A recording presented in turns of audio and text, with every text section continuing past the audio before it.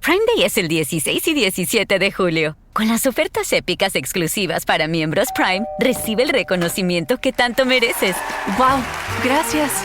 Ni siquiera preparé un discurso. Quisiera agradecer a mi familia, que siempre necesita cosas. También a Sam, mi repartidor, por entregarme todas mis ofertas increíbles tan rápido. ¡Te adoro, Sam!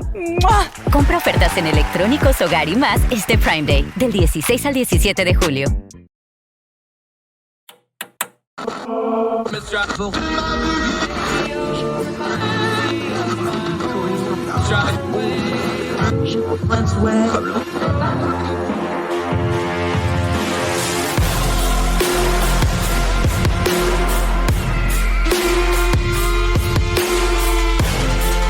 your host, Andrew Donaldson. This is Heard Tell. Welcome back to Heard Tell. Okay, a tradition unlike any other, because we did it last year. Now we're doing it again this year. So now it's a tradition, maybe a habit. Depends on your point of view. Bryan O'Nolan's return, so we can talk about bad Christmas music. He's an educator.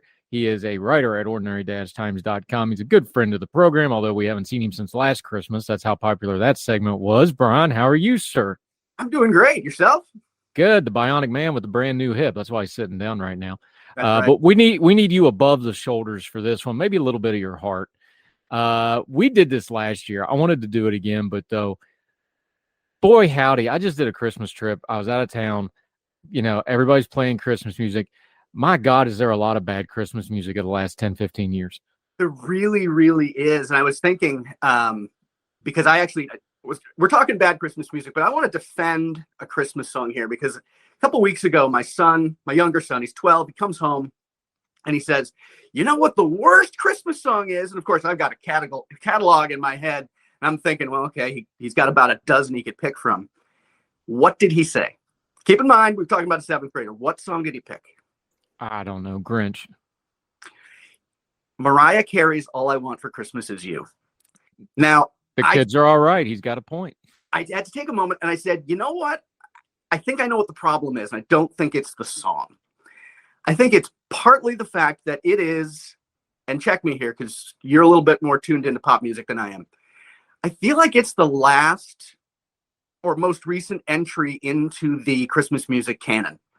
That it's the most recent standard that has been released. And I was shocked when I looked it up. I looked it up because I wasn't sure what year it had been released. And I was guessing late 90s. Boy, was I wrong. 1994, this song was released. And it was a throwback at the time, which I didn't realize until this morning when I was thinking about it. It's really a throwback to sort of classic Motown. If you told me that, Ronnie Spector had recorded it in 1968, I believe you. But no, it's a Mariah Carey original. And I think it has become so ubiquitous. It's the first song you hear at the end of October in Target. And I think that it's so frequently heard that a lot of people are just annoyed by it. Whereas it's genuinely a really good song. It's just all positivity. It's a love song about Christmas. And what's not to like about that? I mean, I guess on the 500,000th hearing, it might get a little annoying, but so I just want to defend that one for a moment. Not that it's my favorite, but I think that, I looked it up. It's the 12th highest selling single of all time. And you don't get that high on the charts without being a decent song. No, it's a throwback I think you're right. It was a throwback song at the time. The problem is it's been beaten over the head of everybody for the better part of the last 30 years. So that's why we're all sick of it. But you talked about the canon though. It depends on your definition. That's probably by far the most commercially successful of the recent, I mean the last 30, 40 years, because we have the classical Christmas music, then you have the standards from, the 60s, 70s, 50s, White Christmas, all that stuff. Yeah. Of the modern era stuff of the last 40 years, it's clearly the most commercially successful, the most well-known. I don't think there's any debate about that. No, it's not even close. Of Christmas, not even Christmas, sorry. Just songs. Singles. Yeah. The only other Christmas song in English that has sold more is White Christmas, and that's the greatest selling single of all time. I mean, they literally... Which was an accident. We did that one last year. Yep. The verse of White Christmas that we know was actually the original third verse, and it was like a 20-minute song. Yeah. And it wasn't Bing Crosby's song at first.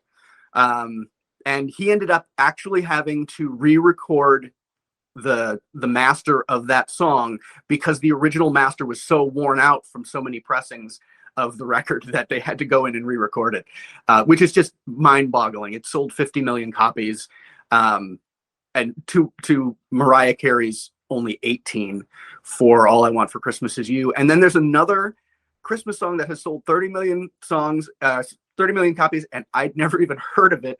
It's a French song called Petit Papa Noel, and I haven't had a chance to listen to it yet, but it's also from the 40s. So, I mean, when we're talking about most recent entry to the canon, it's the best-selling since White Christmases, at least in English, Christmas song. It's amazing. And yes, it's been beaten over our heads, but I think to some degree that's because there hasn't been anything anywhere close to it since. Yeah. So I've pulled up a list.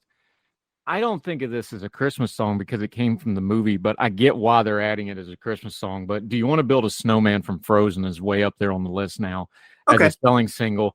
I don't think of that as a Christmas song. I think of it as a winter song. I know I'm splitting hairs there, but okay.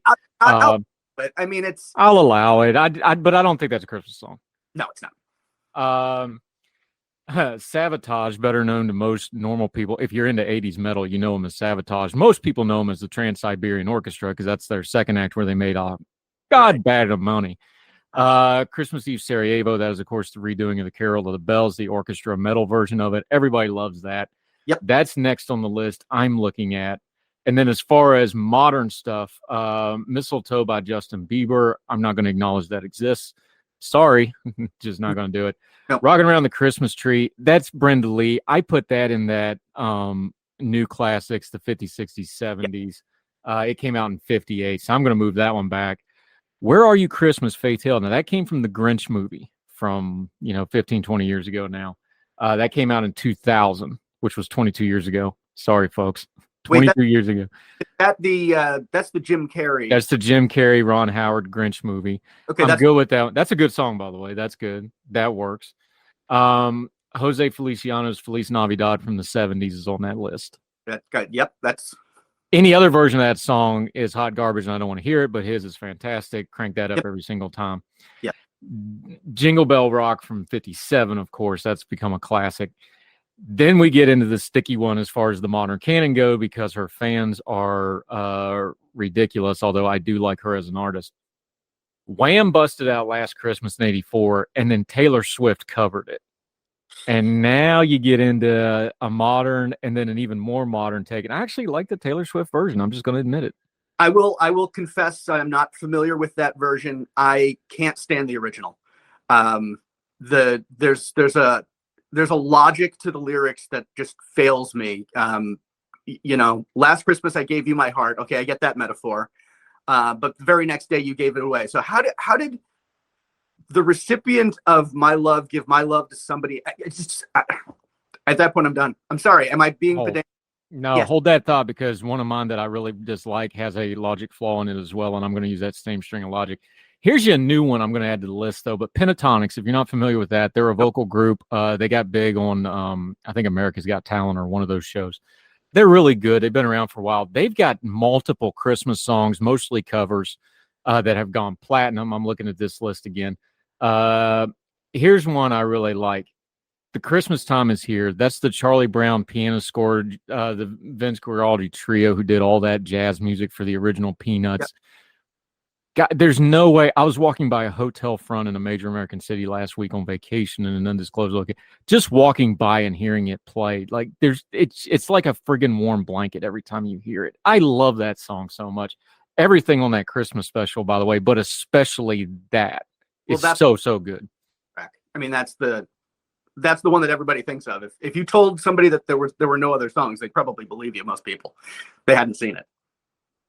All right, let's get to it. Crappy, bad, horrible Christmas songs.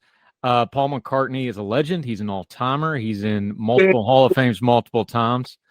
But Wonderful Christmas Time is an all-timer of a bad song, Christmas and or otherwise.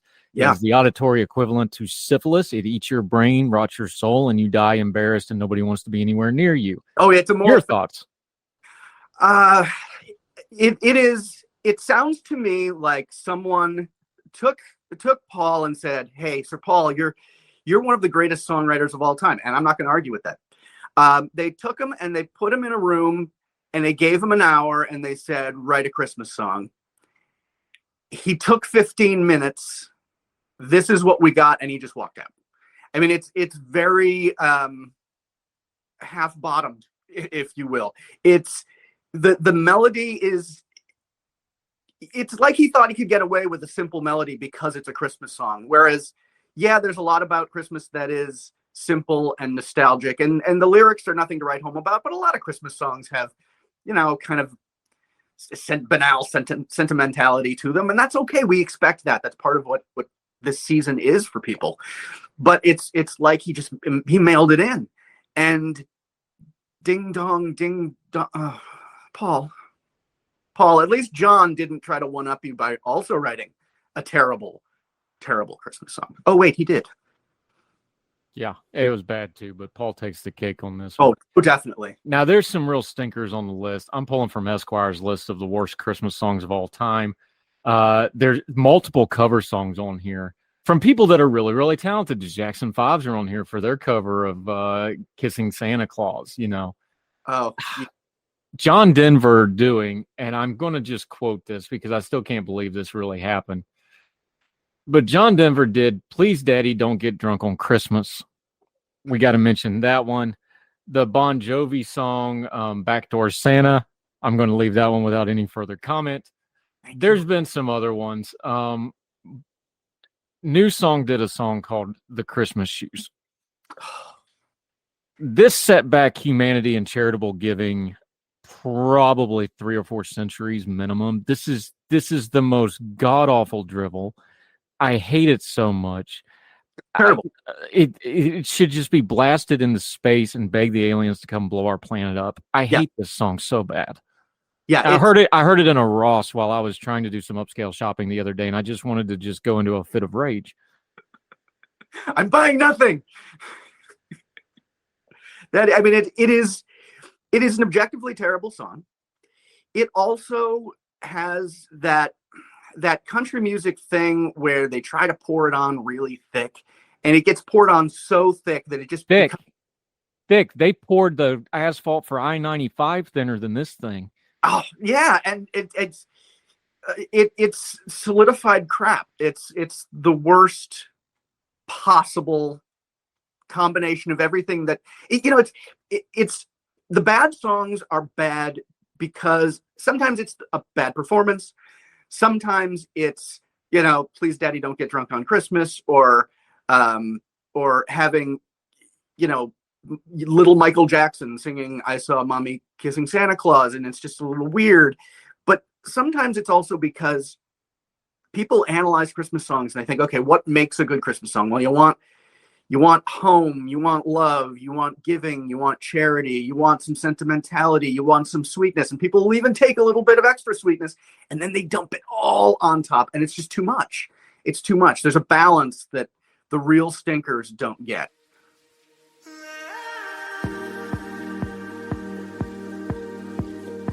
Prime Day es el 16 y 17 de julio. Con las ofertas épicas exclusivas para miembros Prime, recibe el reconocimiento que tanto mereces. ¡Wow! Gracias. Ni siquiera preparé un discurso. Quisiera agradecer a mi familia, que siempre necesita cosas. También a Sam, mi repartidor, por entregarme todas mis ofertas increíbles tan rápido. ¡Te adoro, Sam! ¡Mua! Compra ofertas en electrónicos, hogar y más este Prime Day, del 16 al 17 de julio.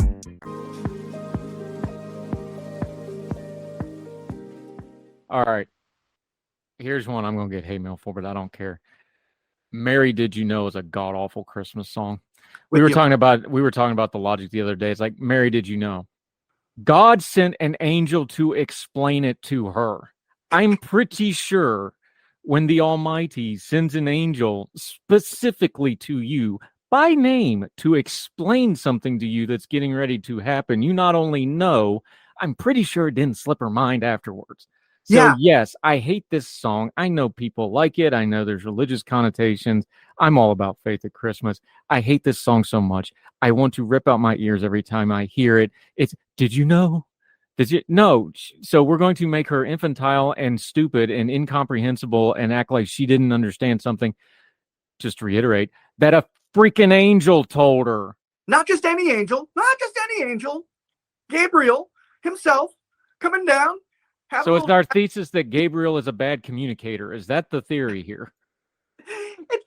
He explicitly needed her to say, sure, go ahead. Let's do this. It's like she had time to think about it. She pondered it in her heart and then forgot completely.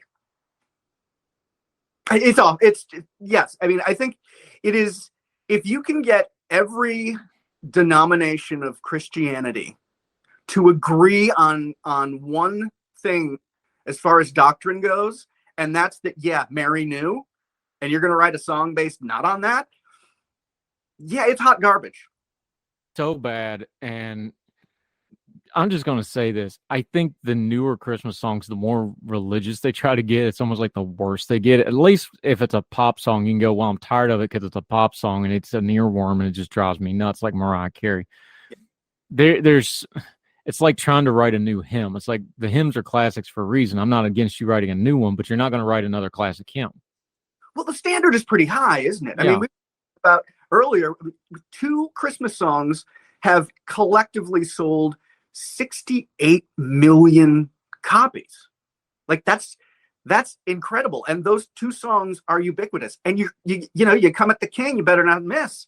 Well, some people miss pretty spectacularly. And that's 2 songs in 2,000 some odd years of having Christmas, though.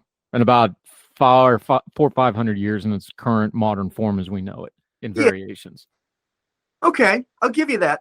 Your window of winning here is really small. Oh, absolutely. Not only is it small, but you've got absolute classics that people can hum and just off the top of their head, and you've got a whole collection of songs, this canon, that, and now everybody's got a different date. Some people are okay with hearing the music starting, right after Thanksgiving. Some people are right after Halloween. My family, we split the difference and go November 15th. It's one of my kids' birthdays. But you've got this whole collection of music that everybody just saves for this time of year. I don't want to hear it in July. I don't want to hear it in March. This time of year, these are the songs we want to hear. And if you want to add to that, it's got to be something pretty special.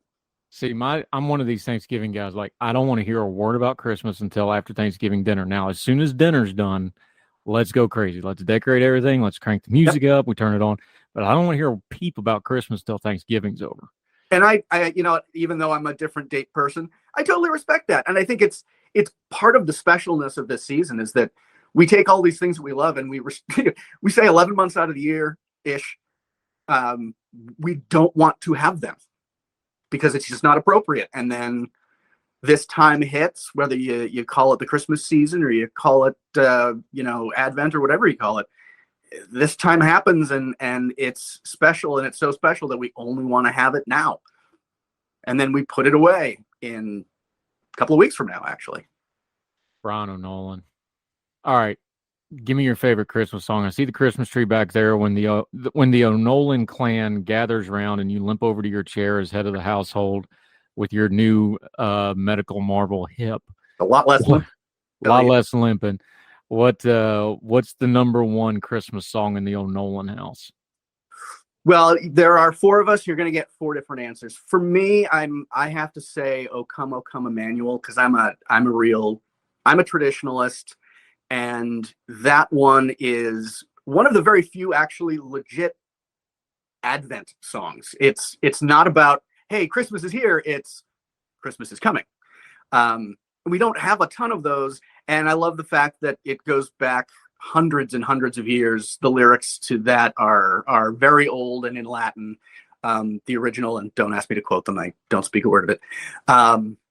But that's got to be my go-to. If I only get one, that's the one I'll take. How about you? There's a couple. There's a tradition in our family. My mom's family gets together on Christmas Eve in the home place. My one cousin, who is a supremely talented singer, sings "Oh Holy Night" a cappella. That one always is a special one because that's a long running tradition now. Cousin Kim sings "Oh Holy Night" a cappella after everybody's been singing carols for a good while. It's ridiculous. That's one of those songs, though. It's like how it's presented is everything. Yes.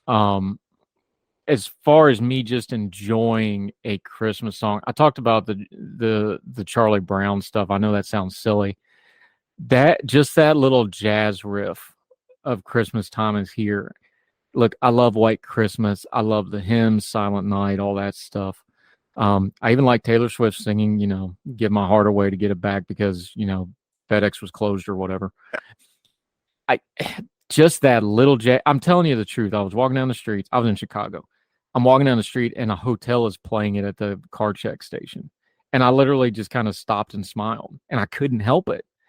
Like there's something about that Charlie Brown Christmas, any of that little jazzy, Guardi Trio stuff, but that particular song done that way with just that real mellow offbeat riff and the piano.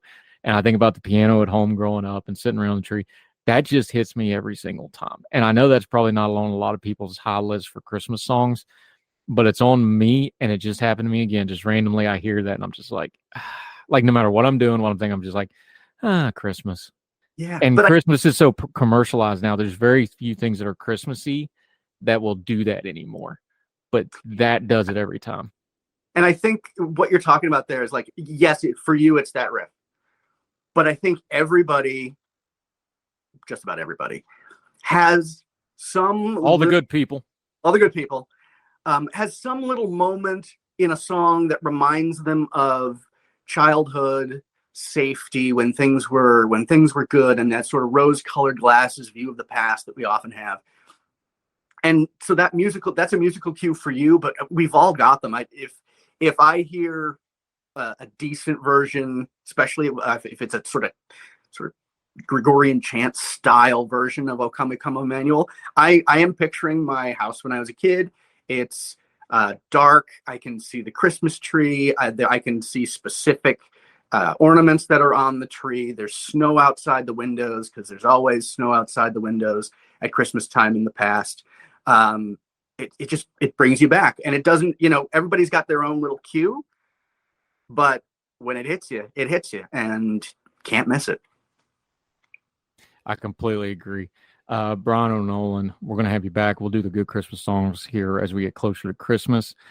You write at Ordinary Times. Let folks know where they can know and follow you, my friend, because you're a brilliant writer. You do sarcasm better than just about anybody I know. Let folks know where they can follow you and keep track of you. Yep. Not only am I at ordinary-times.com, you can find me there, but I'm also on Twitter at Bryan O'Nolan, Bryan with a Y. And I try to keep it clean, but I'm not always successful. Well, until you sent Mike Pence to the gathering of the Juggalos, but that's another story for another day. Which you need to go read, by the way. Fantastic stuff. Bryan O'Nolan, appreciate you, my friend. Thank you. Great. Merry Christmas, everybody. And Merry Christmas. Thank you, sir. Yes, sir.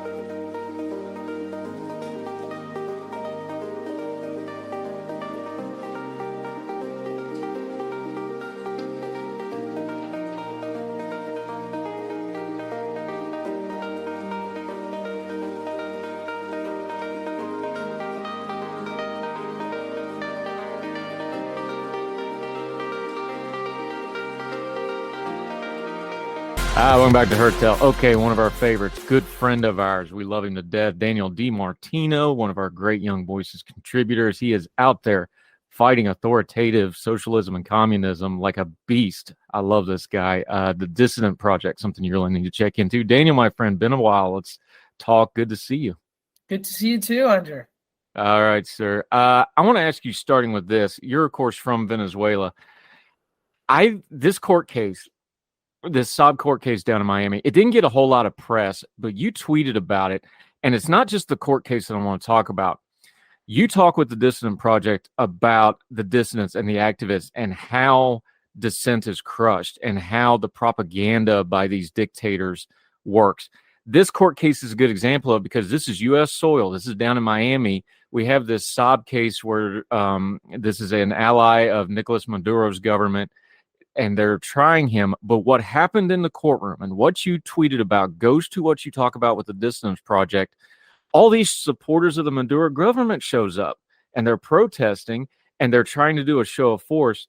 That's not organic. That's a very old tactic. This is one of those ways that these dictators exert influence, even on American soil, that I don't think a lot of people are aware of. And I think it's really important to point it out.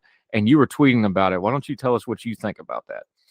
Yeah, well, what's going on is that Alex Saab is a businessman who has laundered money for the Maduro regime for many years. The United States indicted him on money laundering because that's what he is. And the Maduro regime is arguing that he was on a diplomatic passport after the fact that he was arrested, when he was not on a diplomatic passport. He isn't even born in Venezuela. This is a man who is actually Colombian with Lebanese citizenship. So this is not a Venezuelan individual. And now, because we have him in U.S. custody and there's a trial, they're sending paid people who are involved with them in Miami to the trial to show this fake support for the Venezuelan regime. What I was saying is that if there are people receiving payments from the Maduro regime living in the United States, that's something that the FBI and the U.S. Department of Justice need to know about, because that's in violation of U.S. law and sanctions as well. Right. And the sanctions are the important part here, not just because of the trial itself. The reason they have to launder money is because they're trying to get around all the sanctions and this sort of thing. But anytime you have a foreign government exerting influence like that, look, this is in a courtroom. Like this isn't just like on a street corner. This is in something that's an integral part of our criminal justice system. Courthouse, that's a symbol of the U.S. government. This is pretty blatant stuff, and it's the stuff that doesn't trend on Twitter. But it's very much a power move to try to do things like this, isn't it? Well, it is, because it shows that the Maduro regime has people inside the United States. And these aren't just naive supporters who are just, answering a call. This is a well-organized group of people who are not just in the U.S., but all over the world. And that is financed from Venezuela, from Cuba, from Nicaragua.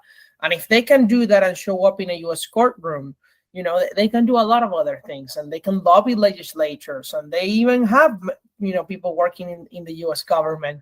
And that's what's scary, right? It's kind of like what happened in the Cold War. The Soviet Union had spies here. The Cubans had spies here and still do. And now the Venezuelans do as well. This is important. Daniel DiMartino joining us, because we know the immigration crisis in Venezuela is driven by the political situation and the economic situation. It's inarguable. That's what's driving the immigration crisis out of there. The fact that they can reach here, and now it seems like after a few years ago where it looked like it was a little shaky, the Maduro regime not only looks pretty stable now, but now they're back to exerting influence. They're opening their border with Colombia now, they just announced. They've been doing some ties with Russia because Russia's desperate for any ally they can get right now. So there's been some of that going on. This is not only a stabilized regime, they're starting to try and exert some influence again. Is that an inaccurate way to look at this? Well, the Chavez, the former dictator who passed away and gave power to Maduro afterwards in 2013, he had a strategy of asymmetrical warfare against the United States. And that came in different forms. So one of his tools against America was the cocaine trafficking, in which he was personally involved with, just like Maduro is and the rest of the Venezuelan regime and military are.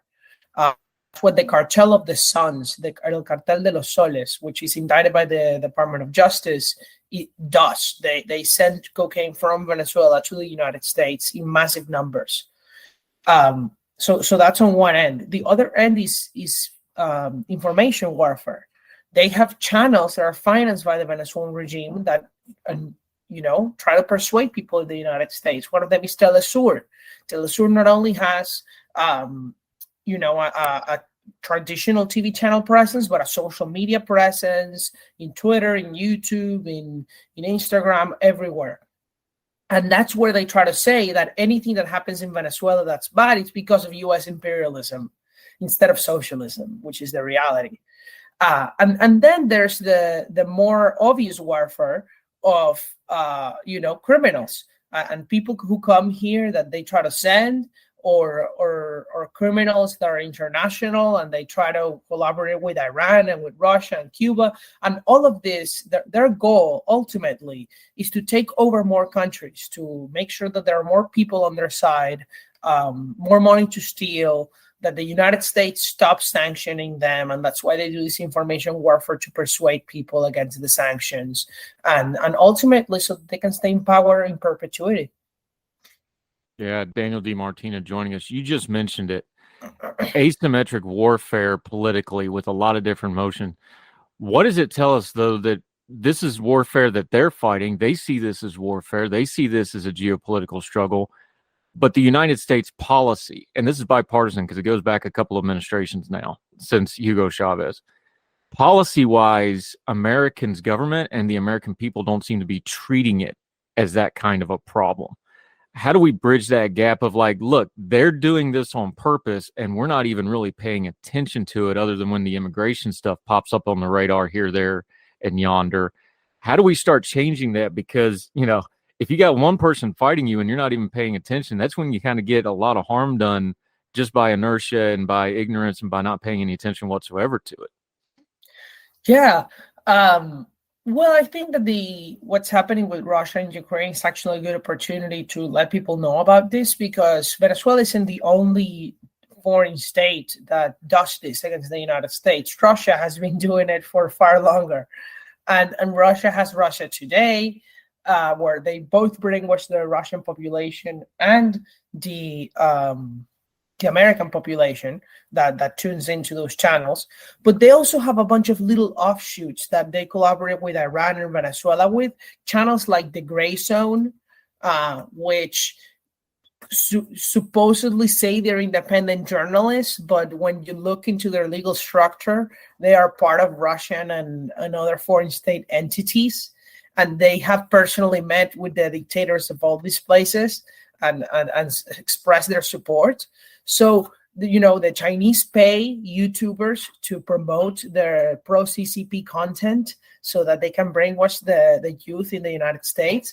And it is an opportunity to crack down on these things, because the reality is that the First Amendment applies to people in the United States. It doesn't apply to foreign states trying to send money into America. And we can and should restrict the use of foreign government money in U.S. media.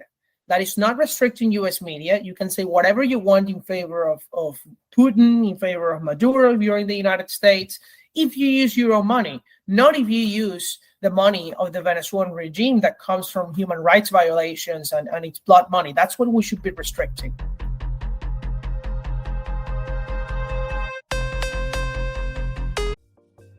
Folks, if you've listened to the Heard Tell program, you've heard our friend Gabriella Hoffman, but you need to make sure you're checking out her podcast, District of Conservation. It's a podcast exploring the nuances of true conservation efforts from DC and beyond. From topic discussions to exclusive interviews with conservation and energy newsmakers, Gabriella keeps listeners appraised of the latest news stories while elevating important voices.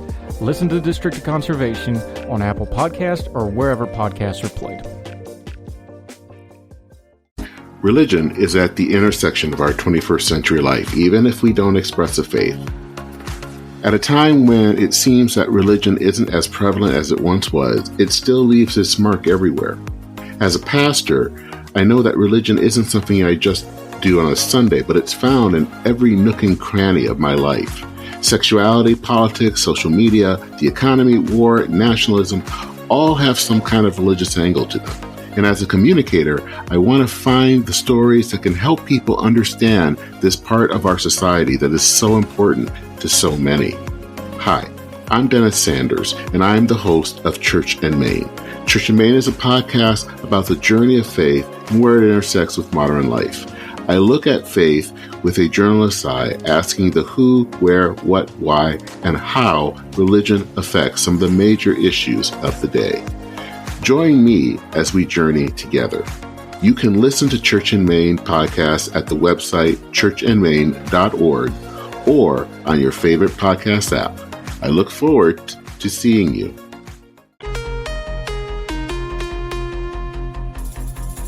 Yeah, Daniel Martino, you talked about this before, but I just want to reiterate it. The scale of this, the numbers don't really, but 7 million refugees out of Venezuela since the Maduro regime. That's a catastrophic number by any measure. About 450 to 500,000, depending on which numbers you want to use. The UN uses 465,000, wound up in the U.S. Obviously, Colombia and Peru and Chile, they get a lot of them just geographically. Spain and Brazil. This is a massive diaspora of Venezuelans that have left the country. Before we talk about the American side of the immigration, just talk about what that does to Venezuela itself, the brain drain, the talent drain, the people that are leaving. There's just no way to really comprehend what that does to a country, is there? Well, the most shocking part on really the part that Venezuelans feel the most is that now there's so many empty houses and empty buildings in the country. Whole neighborhoods that are half full, friends and families that are separated. There's virtually no family in the country that doesn't have at least one family member who has left. There are many families that the entire family has left. And that is destructive for the social fabric of a region, of a country. And it's really sad. Economically, though, I gotta say that the immigration has helped those who have stayed, because since there's no way to make money and survive in the country, the fact that 7 million out of 30 million people have left and are sending back remittances every month is actually what's maintaining the people who stay behind alive. And so, in that way, Venezuela has become similar to Cuba, a parasitic economy where they can't produce anything because of the government regime inside, but it's dependent on its diaspora abroad to send money back in to survive. Yeah, Daniel Martino joining us. Let's talk about those immigrants in America, though. Just back in October, the U.S. started to change their policy. It had been that Venezuelans were winning their asylum cases at a much higher rate than most of the other people groups that were coming in. Crackdown is not the right word, but they basically said, hey, the Venezuelans at the border are going to be like everybody else. They're going to have to be in line. Then they turn around and say, well, we're going to make these 24,000 slots for them. Well, the problem is there's 33,000 Venezuelans a month trying to come in. Should there be a different policy towards Venezuelans? We just saw here recently, last week or two, that they've extended protection for Haitian refugees. We've had Ukrainian refugees things. We've had, of course, the Afghanistan refugees that we brought over. Should the U.S. policy be different towards Venezuelan refugees coming from this country? And what should it look like? Well, let me begin by explaining a little bit of what the policy is and was with respect to asylum seekers in general in the southern border. And how Venezuelans used to get asylum before. So because Venezuela used to be a rich country, a lot of Venezuelans had U.S. tourist visas in their passports. And that meant that when things got rough, a lot of Venezuelans who wanted to come seek asylum in America, they just bought a plane ticket, traveled to the States, and once they were here, they claimed asylum. That is a process that happened for over a decade, and nobody even noticed because this was our orderly processed planes. Nobody knew it was happening really. These were people with more means because they had the means to buy a plane ticket.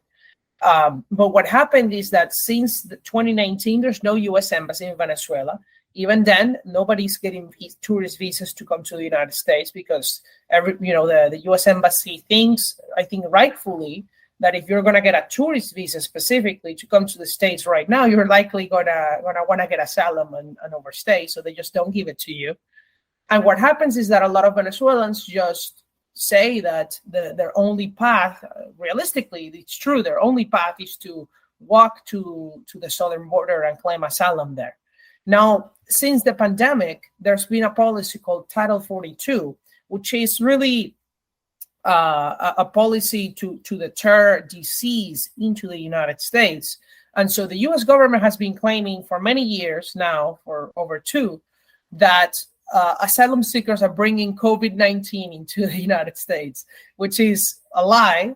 And that's why the judges have, already overturned Title 42 and have given until this month to the U.S. government to do something else, or Title 42 ends regardless, because it is not true on public health grounds. You cannot justify, forbidding asylum against U.S. law, by the way, because U.S. law says that if you present yourself at the southern border and at port of entry, you have the right to seek asylum. If they deny you asylum later because your claim is false, they can deport you. But on its face, you have the right to seek asylum and wait inside the country. What happened was that the Biden administration was not applying Title 42 to Venezuelans. In October, they started applying Title 42 to Venezuelans, and in exchange, they gave Venezuelans a parole program, which means that you can apply from Venezuela to come to the States if you have a sponsor. The goal, and I think it's a good goal, is to make the process more orderly so that there are no Venezuelans getting shipped to New York in buses and end up in homeless shelters, which is bad for, the Venezuelans, and it's bad for crime in the city. And so I support that move. The problem is that it was too few spots, as you mentioned, just 24,000, that more than those have applied already. And by the end of the year, they're going to run out. And anyway, Title 42 is going to end. So what I think that the Biden administration should be doing is, how do we make sure we have an orderly asylum process at the southern border and before the border? So can we change the law, or can we do something by executive action such that people can apply for asylum online in their home country safely, but at the same time not wait months because they don't have months, because that for a race, there's a reason they seek asylum. They don't have months to stay in their countries. Or do we have or can we change our policies here such that when people get to the southern border, they are left in processing centers, not allowed in the rest of the country, and the decisions are quick, less than a week rather than a year? Because if the decisions are going to take a year, you cannot keep somebody who has not committed a crime in jail for 1 year. That's inhumane. Because I know people who have been left in those ICE facilities crossing the southern border for months without committing any crime, just waiting to be released, and without even an asylum decision. And let me tell you, the conditions are not good. They're really dire. The food is terrible. The treatment is not right. And so we need to make sure that if they're going to stay in any government facility, these people claiming asylum, it needs to be less than a week. And if the decision is negative, they get deported. And if the decision is affirmative, they get admitted with full rights inside the United States.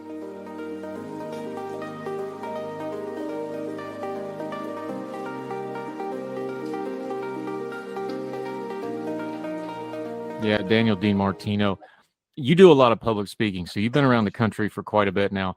When you're talking to people about Venezuela, is it, oh, I didn't realize that was happening, or I didn't realize how bad it was? What's the level of knowledge? What's the response you get when they get that human face in front of them and it's not just a news story or a tweet? Tell me the reaction you get when you're just talking to people about what's going on in Venezuela, the reaction you get to it.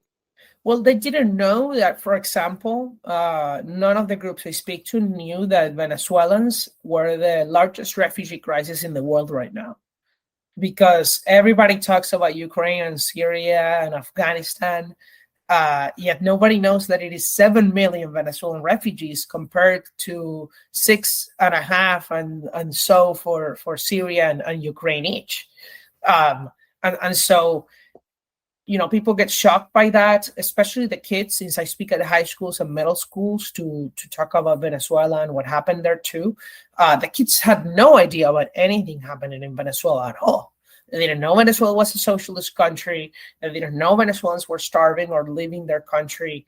And they were surprised to learn that there is another socialist government in the Western Hemisphere aside from Cuba. And so that's why I think that task is so important, because Venezuela, unlike Cuba, unlike the USSR, unlike Eastern Europe and China, is the only socialist country who was destroyed by socialism through a democratic election at the beginning. It was something that the Venezuelan people elected, and they made a mistake. And now we can't get them out democratically, of course. Even though the Venezuelan people want that. And I think that that's an important story to tell, because Venezuela used to be a rich country and it fell because people elected the wrong platform, the wrong ideology into power. And that's something that could happen to the United States. Yeah, Daniel DiMartino. Let's talk about the United States real quick, though. Look, immigration's a mess in the U.S. You just walk through it. That's just the Venezuelans. You've got all these other people groups that's got similar situations, good, bad, or indifferent. The immigration situation's bad. We don't want to deal with it in a comprehensive manner. We want to keep piecemealing it. There's political things. There's economic things. It's bad. But turning that noise down, when you just have to deal with some idiot online, like, well, deport him because they didn't like something you say. When you deal with crap like that, how do we change this conversation online? And I don't mean the people that are just bad faith and just throwing things out, because there's a long strand of anti-immigration in America. You can go look at political cartoons from the 1800s. This is not new. How do we talk about this better? We, ourselves, social media, in person. Is it putting human faces on it? Is it talking about the legal and the ramifications and the regulations that can be changed and should be changed? Is it talking about the economic side of it? Is it some combination of it? How do we talk about this better? Because right now it's just something we throw at each other online, and that's not getting anything accomplished. Yeah, I'm a believer that personal interactions and putting a face to people is very impactful. And it's very different to talk about something in the abstract than to talk about your friend or talk about your family member who you know very intimately how the immigration process was for them and what it's really like. And the problem that we have on immigration in this country is that, 80% of Americans have no idea how the legal immigration system works. And most people think that there is simply an application process that any reasonably good and normal skilled person with some type of tie to the United States can come legally, go through and come here. And that's not true. And so, but a lot of people understand that it's broken. They just don't know how to fix it. And that's what we need to make sure people know. And then we can start a conversation over how to do it. There's a lot of evidence in the economics literature that shows that the longer you have interacted with immigrants, the more accepting you become of immigrants. So the continuous interaction in your communities, a community that has no immigrants has no idea how immigrants are and tends to actually be more opposed to immigration. But communities that have had a number of immigrants, it doesn't have to be a high number, maybe 10% of them, maybe 5% of them are immigrants for a long period of time, tend to be more accepting of immigrants.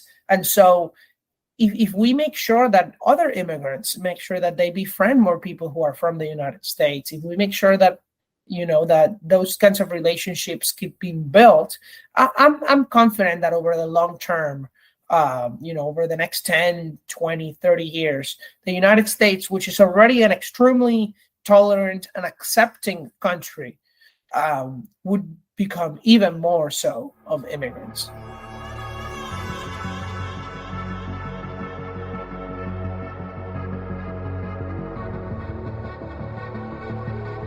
And we know that economically and the strength of our country, look, you either have to have a high birth rate or you got to have immigrants. Like it's just a math problem. If you want to be an economic power, that's what you need. And we're fortunate where we still, even with all our problems, are a beacon of freedom. And a lot of people around the world want to come here and make their lives here in America. And we should find a good path to get the best people possible and get the most freedom and economic opportunity for as much people as possible. But that's a longer conversation for another day, my friend Daniel DiMartino. You're so good on this stuff, and I so appreciate you. But the work you do with going to the schools and the meetings and the organizations you talk to with the Dissident Project, that's probably more important than talking to me. Talk about that for just a second. Let people know where they can find that and the other things you're working on until we get you back on Heard Tell again, my friend.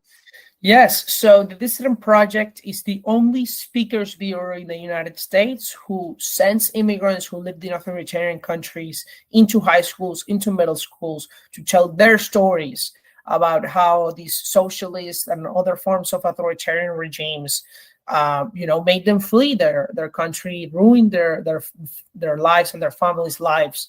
And so that we can create gratitude among the young American students for living in America. And not only make them grateful to live in America, but also allow them to understand that free enterprise is what made America prosperous and so great to live in. And so we do this by traveling to high schools at no cost. We have right now 5 speakers from 4 different countries. We're going to expand in February to about 15 speakers, so we're going to triple our size because of the high demand that we have from schools. And it's truly an amazing experience for the kids. That you can find us at dissidentproject.org, and you can support us either by donating or by recommending a speaker. If you want to apply yourself, if you are from an authoritarian country and live in the States, or if you're a teacher, you're a staff member, you can invite us to your school. It has no cost to you. We'll just find a mutually agreeable date and speaker, and we'll make it happen. Yeah, Daniel DiMartino. The thing about that too is and I've talked to several of those dissident, somebody like Francis, who's like, hey, when I was your age, I was in the streets of Hong Kong having to protest. That really drives stuff home in a way that just talking about it or seeing a video or whatever, when you talk to those kids, you can see it in their face, right? Like it just hits different when it's somebody close to their age telling them these stories, right? It does. And for me, it was when I was 17 is that I left Venezuela, right? And I was, living through hyperinflation at the age of these kids.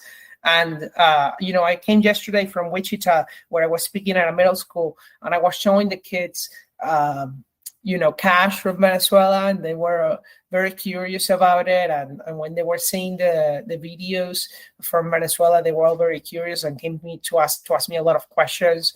And you see that it has an impact. In-person interaction is more meaningful. A talk is relatively cheap, and you can impact hundreds of students in each of them. And the goal is such that these are young students before they go through what I believe is the college brainwashing machine. And the next time in 5 years, when they hear the word socialism for the first time from a politician, what they're going to think about is not free stuff. They're going to think about the Venezuelan guy who came to their high school a few years ago and told them how socialism ruined his life, or the North Korean girl who told them the same. And that's the goal. Yeah, and it's a very good work. Daniel DiMartino, let folks know where they can follow you on social media and what you got coming up before we let you go.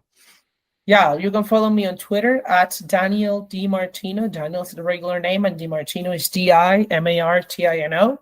And you can also find my work and subscribe to my content on my website at danieldimartino.com. Yeah, you do great work, my friend. We will have you back frequently, as often as I can get you. Look forward to seeing you soon. Daniel DiMartino, thank you so much for the time, sir. Likewise, Andrew. Yes, sir.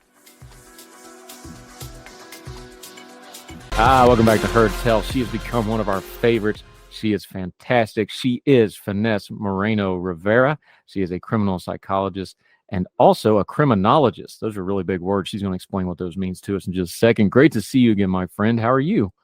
Good. How are you, Andrew? Thank you so much for having me back. I feel like I'm becoming more of a regular on here. I want you to be a regular. You're really good at this stuff. She has worked everywhere, in government, in social justice groups, in places that want criminal reform. Let's start right there, though. We're into the re-election cycle now, so let's just round it off a little bit. We're about halfway through the Biden presidency now. Where are we at on things like criminal justice and reform things? We did the marijuana thing. Give us kind of a scorecard here for the Biden administration in the first 2 years, where we're at on things like criminal justice reform, social justice concerns, all these sorts of things. So when it comes to drug reform, specifically with the Biden administration, as everyone has known, he has always had that tough on crime viewpoint within the criminal justice, especially when they're looking at drugs, and has apologized on multiple occasions for the slip up, which is actually not even the word that should be utilized, for the discrepancy between crack cocaine and powder cocaine. However, there's not really been a lot of movement when it comes to looking at drug reform. So going back and looking at the differences between trying to correct the discrepancy between powder cocaine and crack cocaine, we haven't really seen a lot of movement on that legislation. And this is due in part to Senator Grassley, who is really looking forward to looking at decreasing the discrepancies from 18 to 1 instead of 100 to 1.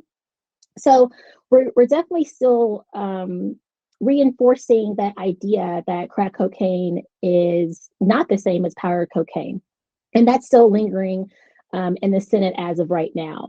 And then more recently, Biden had passed pardons for those who are serving time as of right now in federal prison for simple possession of marijuana. Now, although Biden does support the idea of not having individuals with these types of charges within the jail, he still does not agree with legalizing on the federal level marijuana. And after all, these pardons really didn't do much for those who are still in prison. Not one person was set free, just given the fact that it is for simple possession of marijuana. So as of right now, it looks as though there hasn't been a lot of movement when it comes to drug reform. And I think, again, that's because Biden is really sticking with his guns when it comes to being tough on crime, specifically being tough on drugs. Finesse Moreno-Rivera joining us. Let's dig into that a little bit, because if I'm going to criticize the president for being performative and buzzwordy, I need to lay out what is performative and buzzwordy, right? I'm good with the pardons. I'm okay with wiping people's records for simple possession charges, because that has economic impact, that has, benefit impact to their families, that gets them back into society properly. I'm good with all that in theory. Where the criticism of that is what was its actual effect, right? So we like the policy, but what was its actual effect? By far, the majority of people that would be benefited from that is more at the state level than the federal level. That was one thing. Federal pardons, of course, is a very small subsection of this. Like you said, nobody actually got out of prison for this, but they did, this does affect the lives of the people involved. We are seeing some states take some movement to this area. Is there any value in the performative of it? It's like, well, the president did it, so some of these states can start doing it. We've already seen some movements in the states. A couple states have gone much further than this. Is there value in that, or does this hinder it? What do you think going forward as far as it comes to the simple possession of marijuana, these types of things, that there's a lot of polling that people support it, but you still got to get it in the black and white of the law somewhere? Right. So you are right in that the pardons do help those who already served their time, who are just looking to get, a job, get back on their feet, support their families, even have housing. But overall, Biden's push didn't really do anything because, as there are plenty of states who have already passed laws for legalization of marijuana. And so simple possession, you don't really see that on someone's record or sticking with them. So it was just, to me, it was more of a push to really gain traction with our younger voters, because he did pass that shortly before the midterm elections began. And also, given the fact that, presidents have given pardons all the way back to Theodore Roosevelt.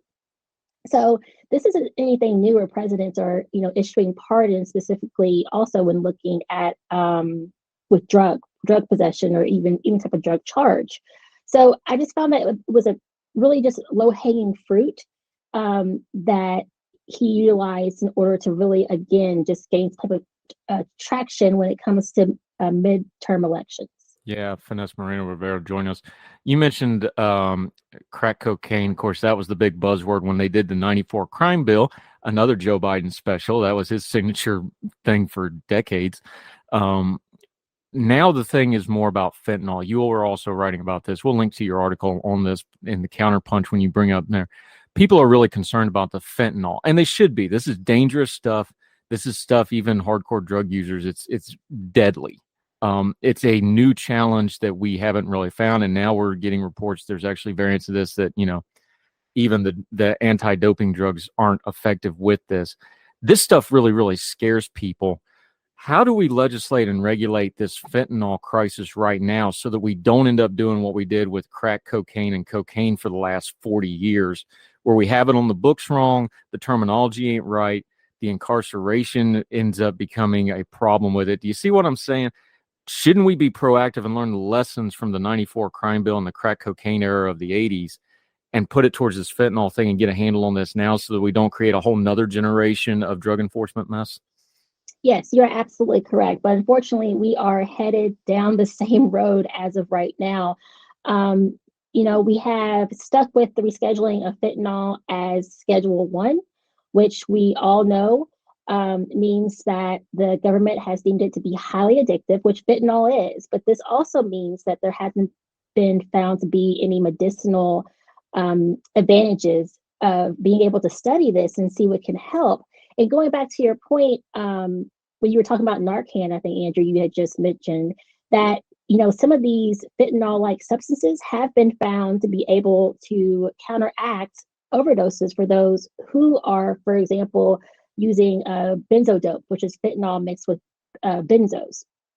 So, and unfortunately, what we're seeing is due to the scheduling of fentanyl being Schedule 1, we're seeing a lot of our drug dealers on the streets who are going to jail. Well, who are they? They are usually minorities. They're marginalized individuals within our communities. So I'm not trying to say that they shouldn't, serve time or, see any consequences. But as of right now, there's not enough that's being done and, not enough awareness that's being done as well when it comes to fentanyl. What we're doing is we're doing the same exact thing we did with crack cocaine and powder cocaine. So we have a lot to do when it comes to fentanyl and also understanding it.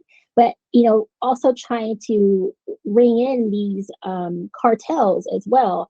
We all know that we had this conversation dating back to Trump administration with China saying, hey, please get your fentanyl products under control. But obviously that's not working either. And now, through China, it makes its way down to Mexico through the Mexican cartels. And that's been the way, I guess, the drug scene, if you will, for the U.S. for a while, that a lot of these drugs are coming from Mexico. So that being said, I think that legislation-wise, we should be looking at being more proactive and being out on the street with individuals, having more boots on the ground, and just having more preventative measures when it comes to saving people's lives and being where they are.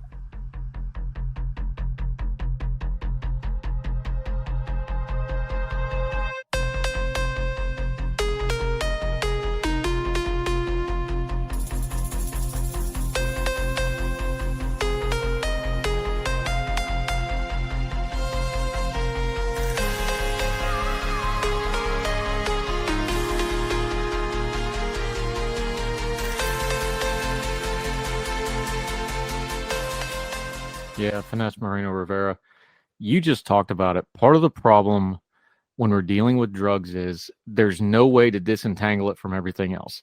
There's the inherent problems in the criminal justice system. There's an addiction part to it, of course, which is complicated even under the best of circumstances, dealing with people that have an addiction problem. Then you start talking about international politics. Then you start talking about Mexico. Now you got to deal with the immigration thing, which gets lumped into it, which is mostly unfairly because most of this stuff actually comes through legitimate ports of entry by contraband, not by illegal immigration. But all these things start winding up in a ball. What's the best way to talk about it in a productive way then to cut through that and start pulling some strings out where we can actually do it? Is it taking the human face of it? Is it the policy face of it? Is it the criminal aspect of it? Because everybody seems to just want to take one piece or the other and we don't get the full picture on it. We don't get anywhere. How do we start cutting through the noise on this, on how we're discussing it in media and social media and the news media? I think you make a great point because it needs a human face.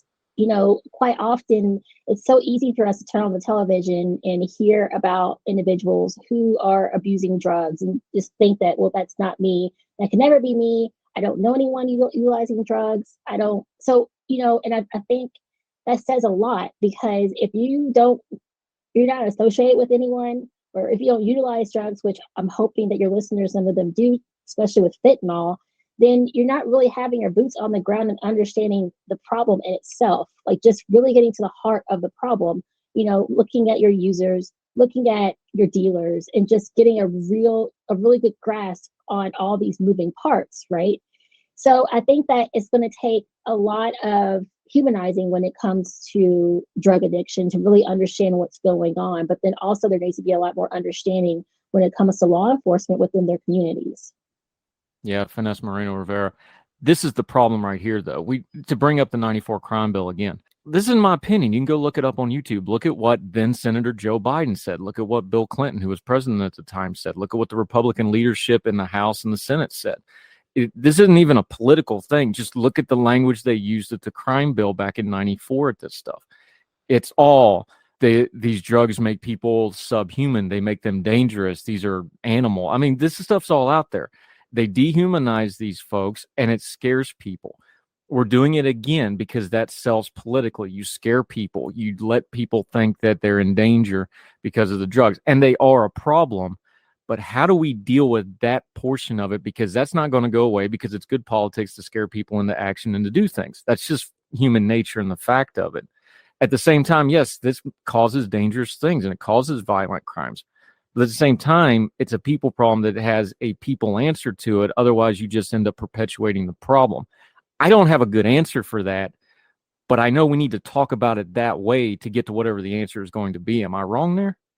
No, you're not. But I think, going back to how can we change that mindset, I think we could just even start with evidence-based practices and just really having scientists and counselors and psychologists, policymakers, individuals of the communities being on these types of boards, consulting our politicians about, hey, this is what we need, this is what's going on, instead of pushing rhetoric and instead of pushing their own agenda. But, that's what our politics are here in the U.S.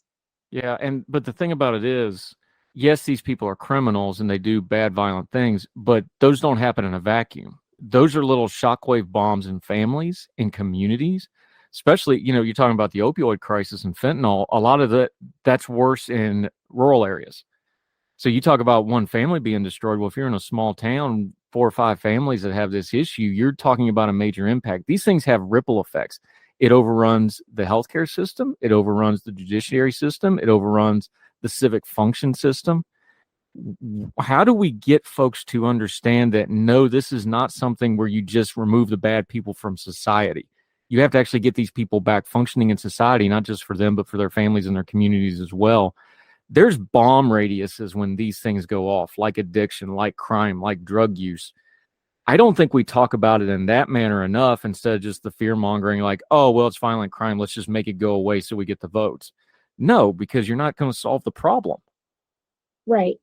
And, whenever you started talking about bombs and waves, because it can take out a whole community, I immediately thought about the Hulu show Doped, because it started out in a very small community. That was a great TV show. But, unfortunately, that was the result of money and greed. And when you think about it, it takes a lot for our voices to be heard within communities. It takes a lot for our voices to be heard within cities. But the only way that our voices can be heard too, and I hate to, sound like a broken record about this, but it is to vote. It is to know, who your senators are, who your representatives are, who's actually supporting your community, who's not, supporting your community. So again, I think it's really important that, we make sure that we are putting the right people in the offices who know their communities, who know their cities, and actually care about the people within them.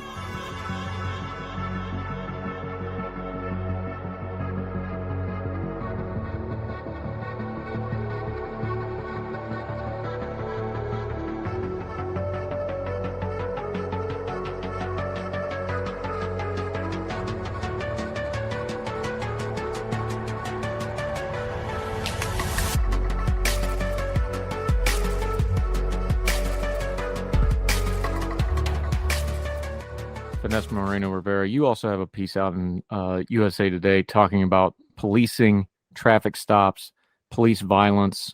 I just want to cut through the noise and get to the base of this.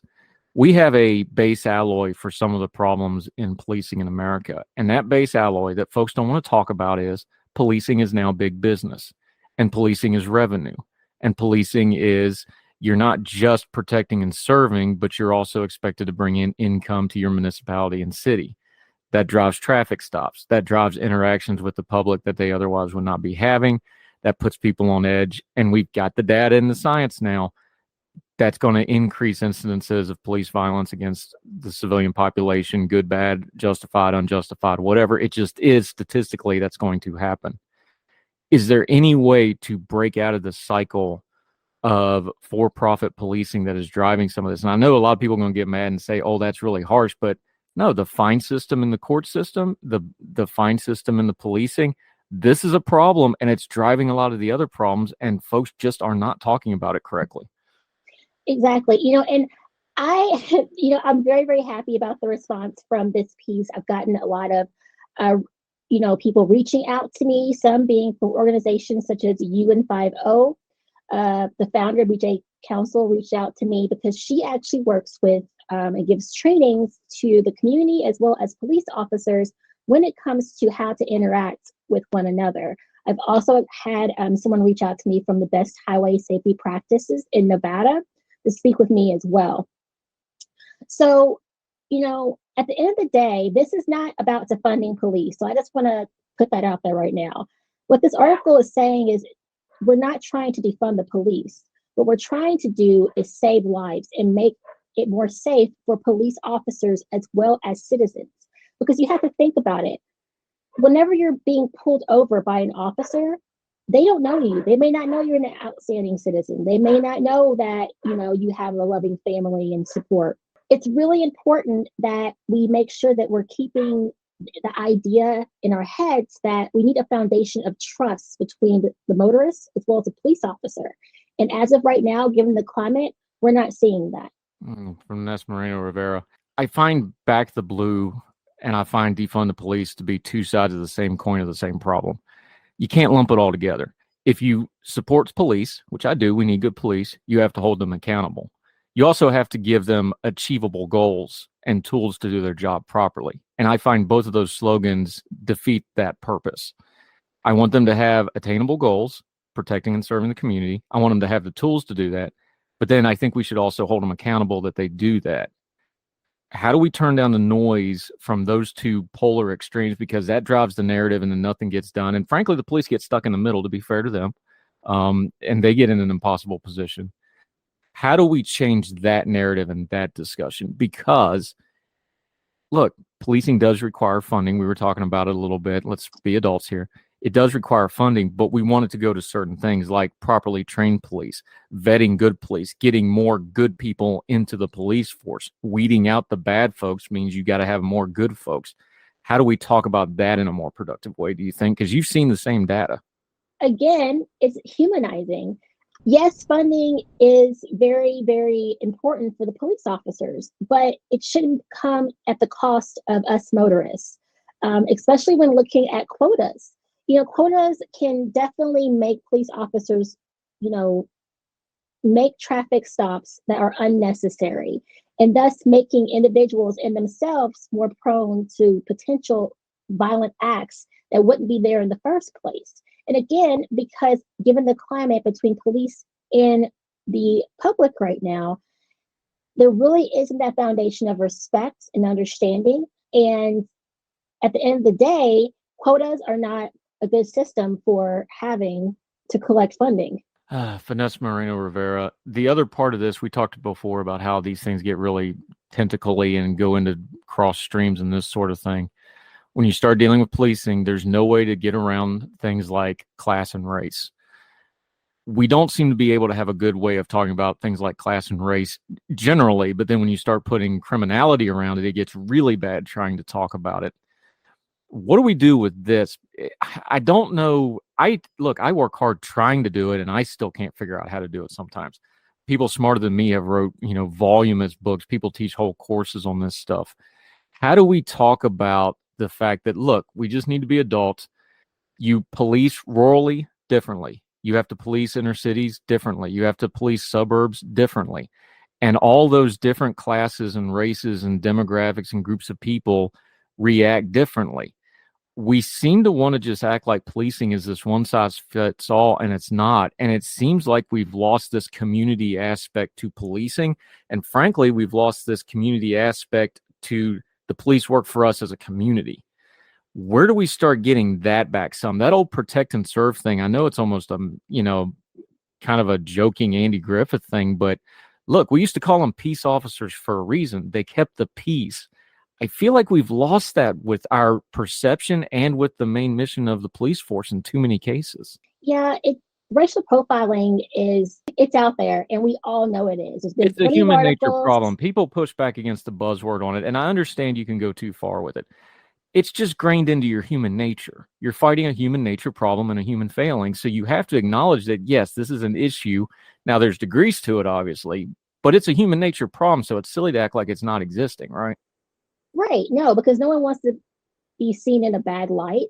But, given all those circumstances, that's the reason why I'm happy that there are some states that have taken back control in trying to really balance out the officer's natural bias. We all have natural bias or perceptions, or really just taking out the subjectivity of it all. So, places such as Philadelphia, Los Angeles, they have, already enacted legislation to decrease the amount of unnecessary stops for minimal charges, such as for taillights being out. There's also been Chicago, who has even enacted legislation looking at foot pursuits. And also not only that, but car pursuits. And Washington as well. Now, that's not to say, I know a lot of people say, well, this could have backlash, because it does. For example, I know that Washington had mentioned once they had enacted their new legislation for giving up on minor traffic stops for minor violations, they saw an uptick of individuals who just would not pull over. They would not pull over. And so there was this backlash of, well, they're criminals, they're getting away, they should be stopped. But a caveat should be that I don't think that it's okay for just a car to, commence a chase with a police officer whatsoever. But that officer, like you said, is here to protect and serve the community. And he or she needs to keep that in mind. So really, the only time that a speed chase or any type of chase should be pursued would be under extreme circumstances, such as violent crimes, such as a murder or a rape or a kidnapping. So I would really like to think that we're kind of coming a little bit further, especially when you're looking at states, about 20 states, over 20 states, who've also gotten rid of their quotas for police officers, just to try to make it, safer for the motorists as well as officers themselves. But, overall, I think that, again, the officers and motorists need to keep in mind about where they're coming from whenever they are being stopped. And like you said, there's different standards for whether you're rural or you're inner, but it's important for everyone to still be on some type of same page. I actually went out to lunch with a friend not too long ago. She's a professor and worked as an analyst with me. And I said, what do you do when you get pulled over? And she said, oh, I was taught just to take my keys out of the ignition, put them on the dashboard, and keep both my hands on the wheel. And I thought to myself, I've never done that before in my entire life. And something so small like that can be a trigger between the motorist as well as an officer. So, at some point we need to just get on the same page. And motorists definitely need to start learning their rights and also the law as well.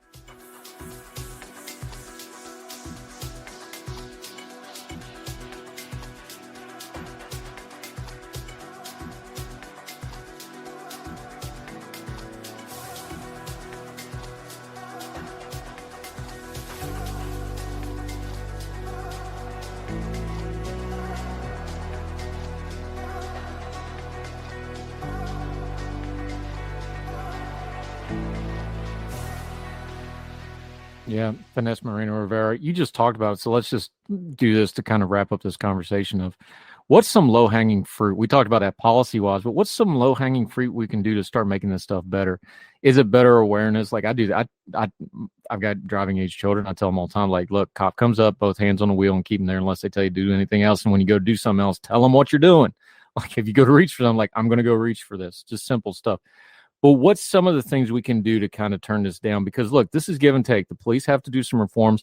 the public needs to do some reforming too. What's some of the real easy stuff? Is it going to a community police board meeting or whatever your area might have? Is it better educating yourself? Is it meeting with your police? Is it talking to your politicians? Give us something, not easy, but attainable goals that folks can work on here instead of us just yelling at each other about it on social media. The easiest obtainable goal that I've thought of, because I remember, I would like to think that I remember, whenever I went to driving school to get my permit, I do not recall not one portion of that class, however long it was, including what to do when stopped by an officer or your rights when being stopped by an officer. I think that that's very important. That is an easy pamphlet that can be handed out, as soon as you have your young drivers out there on the road, just hand it out. Easy, very easy for them to know what to do. So everyone is on the same page as motorists. It's also very easy for an officer just to have standardization in some way as well. Just to say, hi, how are you doing? You're speeding. My camera is on, or the dash cam is on. In my article, I state that over 70% of the cases, there is no camera, body worn camera on, or dash cam on. That's dangerous for not only the motorist, but also the officer himself. So I think it's really important that, the officer is, showing some type of decorum, showing his professionalism as soon as he walks up to the door. My personal experience, unfortunately, I have never met a Virginia state trooper that wasn't trained exactly the same. Every single time, which I haven't been pulled over that many times in Virginia, but you can definitely tell that they're trained exactly the same way and treat everyone exactly the same way. And I've talked to other individuals as well about the Virginia state troopers too. So, these are just small things that can, help. And the officers need to be trained as well when it comes to, the motorists. I found it to be disturbing that, in the article that I wrote, that, like a little over half of the motorists were, under the influence of drugs, alcohol, or were clearly having a mental health issue at the time of being pulled over. And that, really does make the situation even dicier as well. So, I think that at the very least, officers need to be trained more when it comes to mental illnesses, those who are intoxicated or on drugs. And, for those individuals who are saying, well, that's good, that's a good thing they got pulled over. Yes, absolutely. I absolutely agree. But again, if they're being pulled over, then, different measures need to be taken for this individual and be considered when, making sure everyone is safe. Yeah, Finesse Moreno-Rivera. She's a criminal forensic psychologist and criminologist. She's got all those fancy titles, but she does such great work on this stuff. We've got two different pieces we're working off of. We're going to link to both of them, one in Counterpunch, one in USA Today. And yes, we're going to make you a regular because you're really, really sharp on this stuff, and we really appreciate your time. But until we get you back, my friend, let folks know where they can keep up with you, how they can follow you, and what you got going on until we see you on Heard Tell again. Absolutely. So I can be found on Twitter at Finesse Moreno, and as well as on my LinkedIn, Finesse Moreno-Rivera. And hopefully my next piece will be coming out soon. Yep, she's another of our great Young Voices contributors. Really sharp. Make sure you're reading all her stuff. Good, fresh insight and perspective on this. Look, she's worked with the FBI, DC police, all kinds of folks. She knows what she's talking about. We're going to keep asking her questions, and she'll explain it so well, even I understand it. So, Finesse, thank you so much for the time, my friend. Really appreciate you. Thanks, Andrew. Yes, ma'am.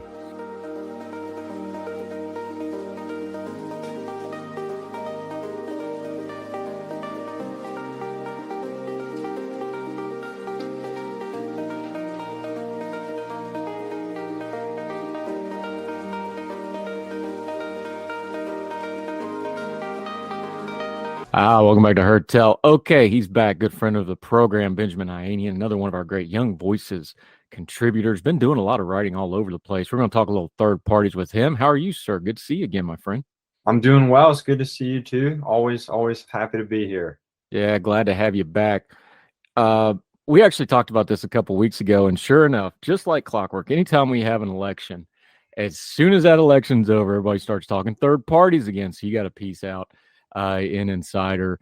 Let's hash this out for a second. Let's start historically, though. There have been third parties that have had some success in the history of the United States. You touched on it in your piece. The thing about it is these third parties usually pop up because of a specific issue that brings people into them. The problem with that is as soon as that issue dissipates, so does that third party.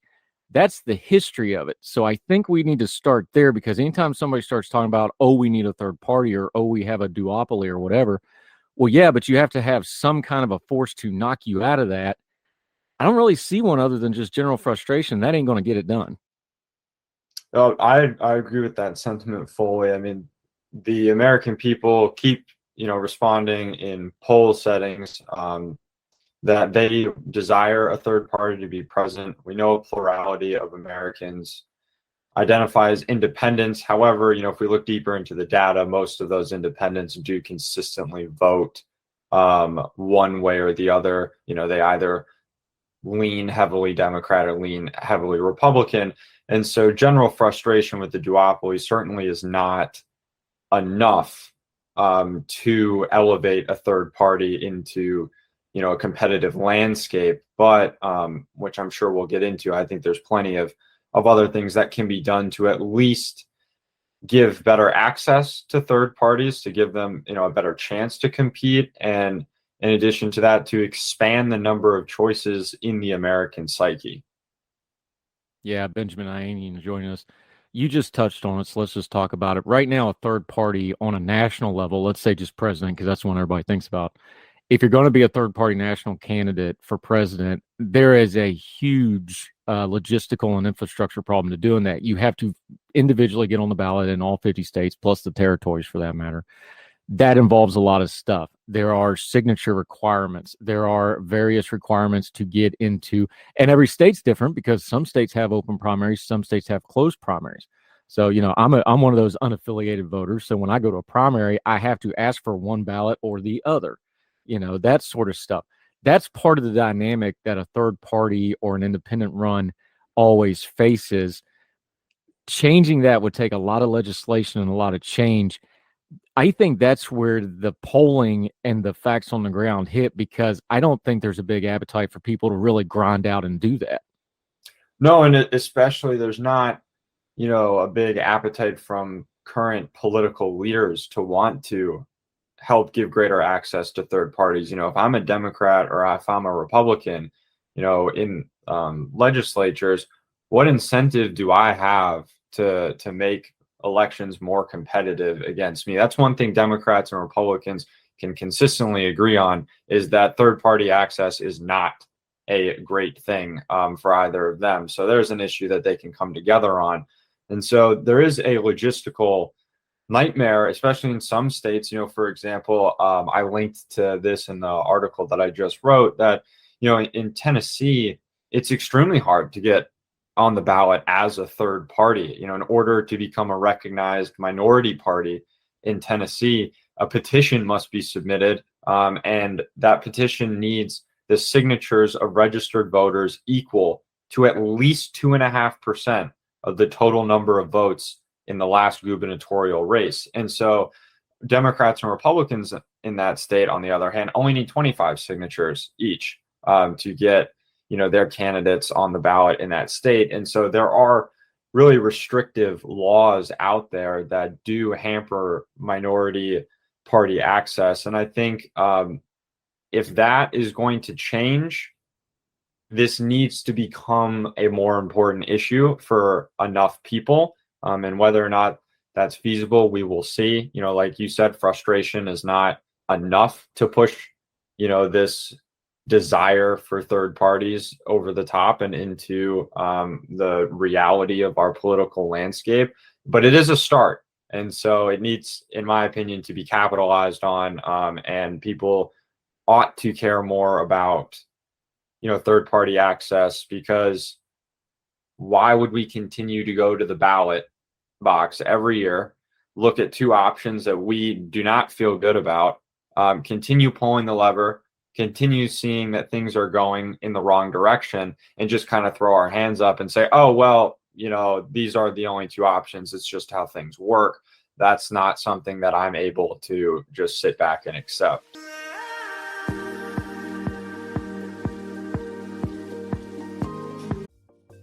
Folks, if you've listened to the Heard Tell program, you've heard our friend Gabriella Hoffman, but you need to make sure you're checking out her podcast, District of Conservation. It's a podcast exploring the nuances of true conservation efforts from DC and beyond. From topic discussions to exclusive interviews with conservation and energy newsmakers, Gabriella keeps listeners appraised of the latest news stories while elevating important voices.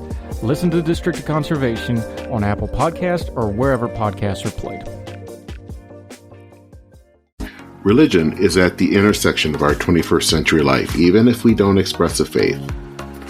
At a time when it seems that religion isn't as prevalent as it once was, it still leaves its mark everywhere. As a pastor, I know that religion isn't something I just do on a Sunday, but it's found in every nook and cranny of my life. Sexuality, politics, social media, the economy, war, nationalism, all have some kind of religious angle to them. And as a communicator, I want to find the stories that can help people understand this part of our society that is so important to so many. Hi, I'm Dennis Sanders, and I'm the host of Church and Main. Church and Main is a podcast about the journey of faith and where it intersects with modern life.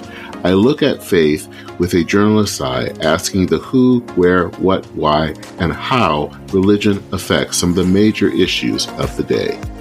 Join me as we journey together. You can listen to Church and Main podcast at the website churchandmain.org or on your favorite podcast app. I look forward to seeing you. Yeah, Benjamin Ayanian, you bring up another point about voting here. Ranked choice voting, which on paper deals with some of these issues about letting other candidates and other parties deal with. The only problem is we got some data now. Alaska just did this, and it was an absolute cluster. The Alaska ranked choice voting did not go well. It was a mess. Other states have messed with versions of ranked choice voting. You know, California has their top 2 system. Other states are going to start playing around with this. What's the path forward on this? Like, and look, to be fair to ranked choice voting, you know, it's only as good as it's implemented. So you can have a great idea and badly implement it. So I don't want to just say the idea is bad, but so far it's not working great. How could that change some of this if we just do a different way of voting that would maybe give some more access that way without rehashing the entire system?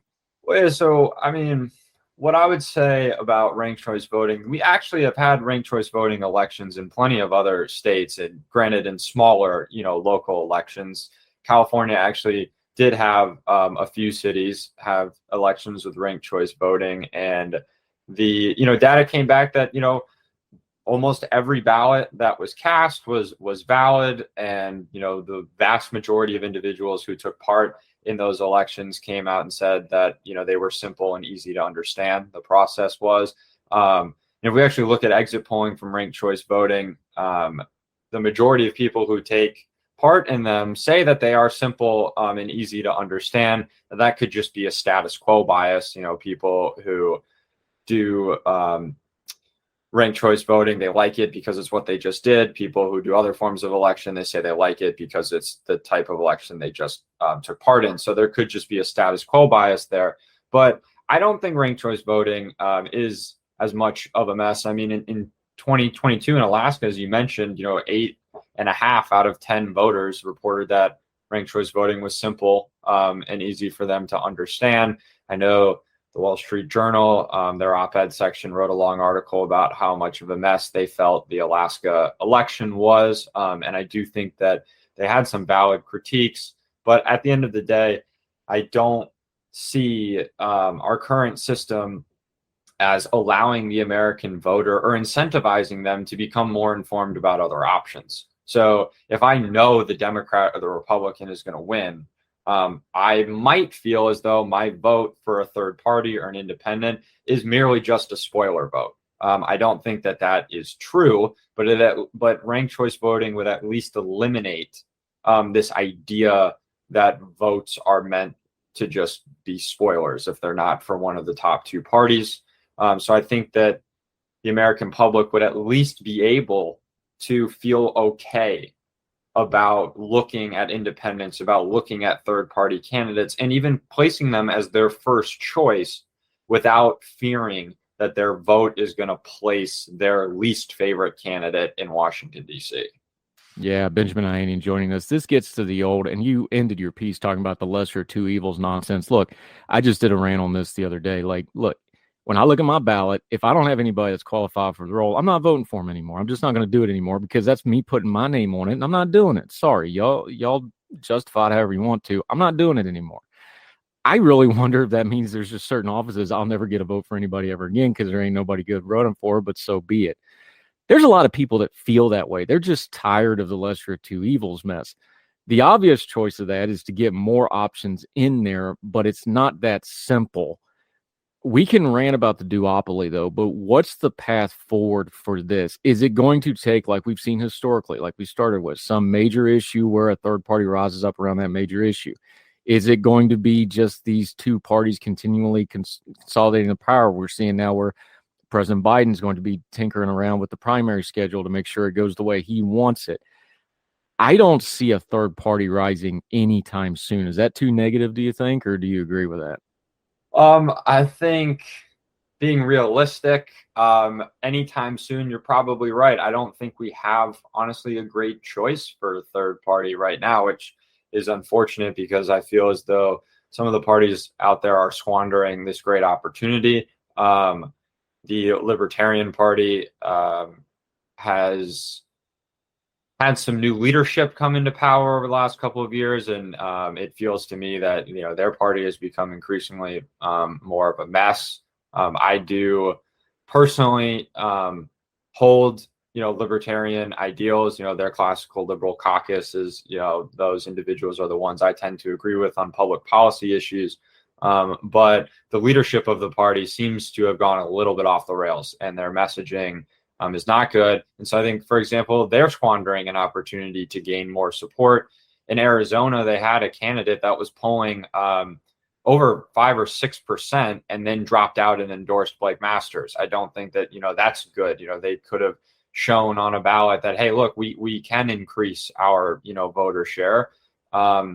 Instead, their candidate opted not to do that and endorsed a Republican. You have Andrew Yang, who's trying to start the Forward Party. It seems like he's looking for more of a gap in the market.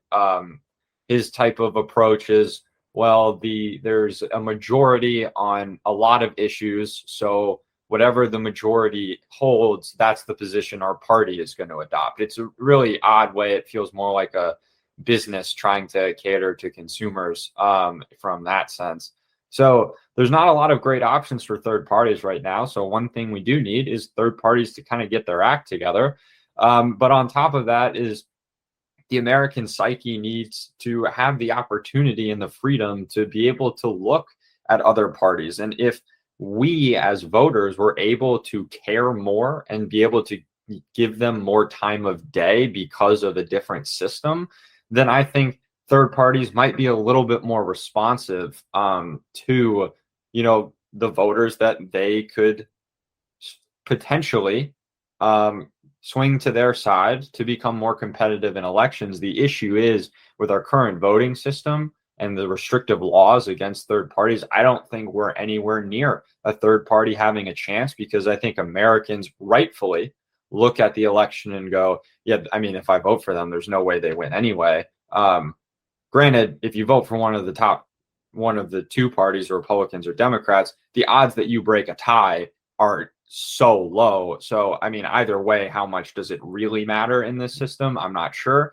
But I do understand the point that if you vote for a third party, they're probably not going to win anyway. So that's why I think we need structural changes. And how that happens, it's probably going to have to come from enough people caring about this issue and really advocating for institutional change, because people don't come together, we're not going to see it.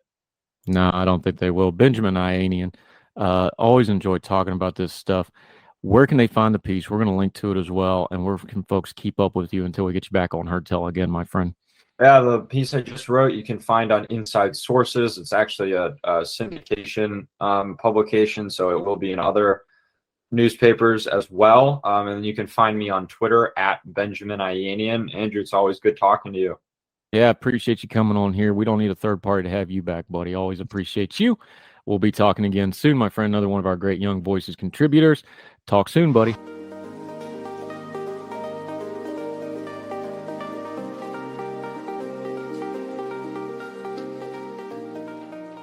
Welcome back to Heard Tell, one of our favorites, Gabriella Hoffman. We're going to consider the lobster.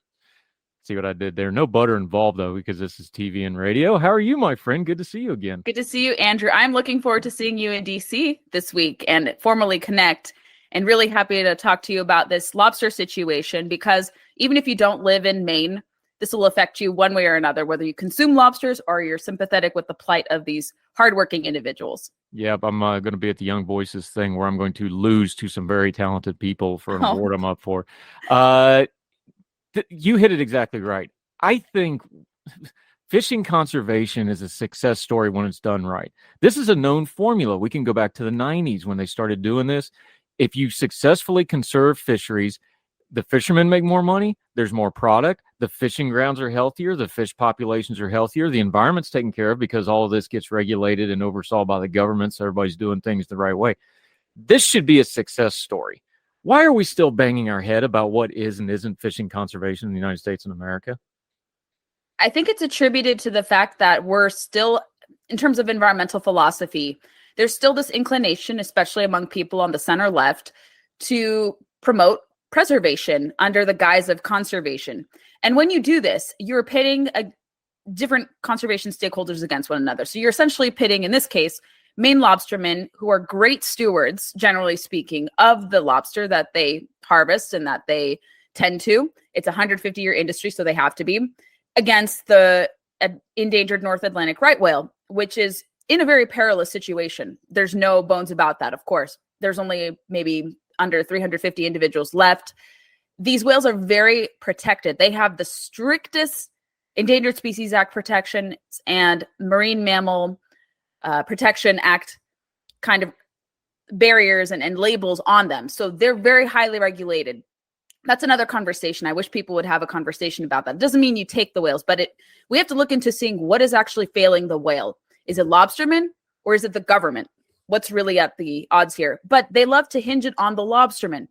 So I think over the course of the last several decades, there's been a battle of gear entanglements and whether Maine lobstermen should update their, let's say, equipment to cause fewer entanglements and fewer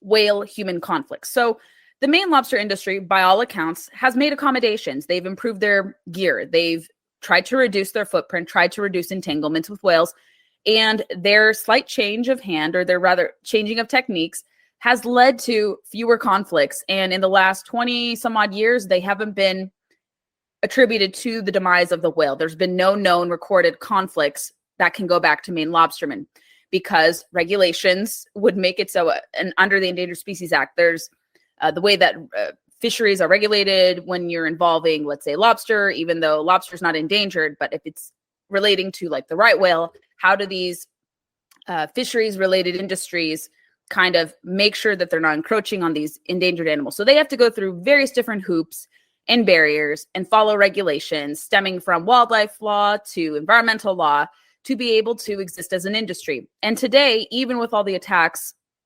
lobbied at these or volleyed at these industries, particularly, I think, the Biden administration is targeting 10 fisheries in particular, including the Maine lobster. And they're not the only one, but the Maine lobster gets the most scrutiny.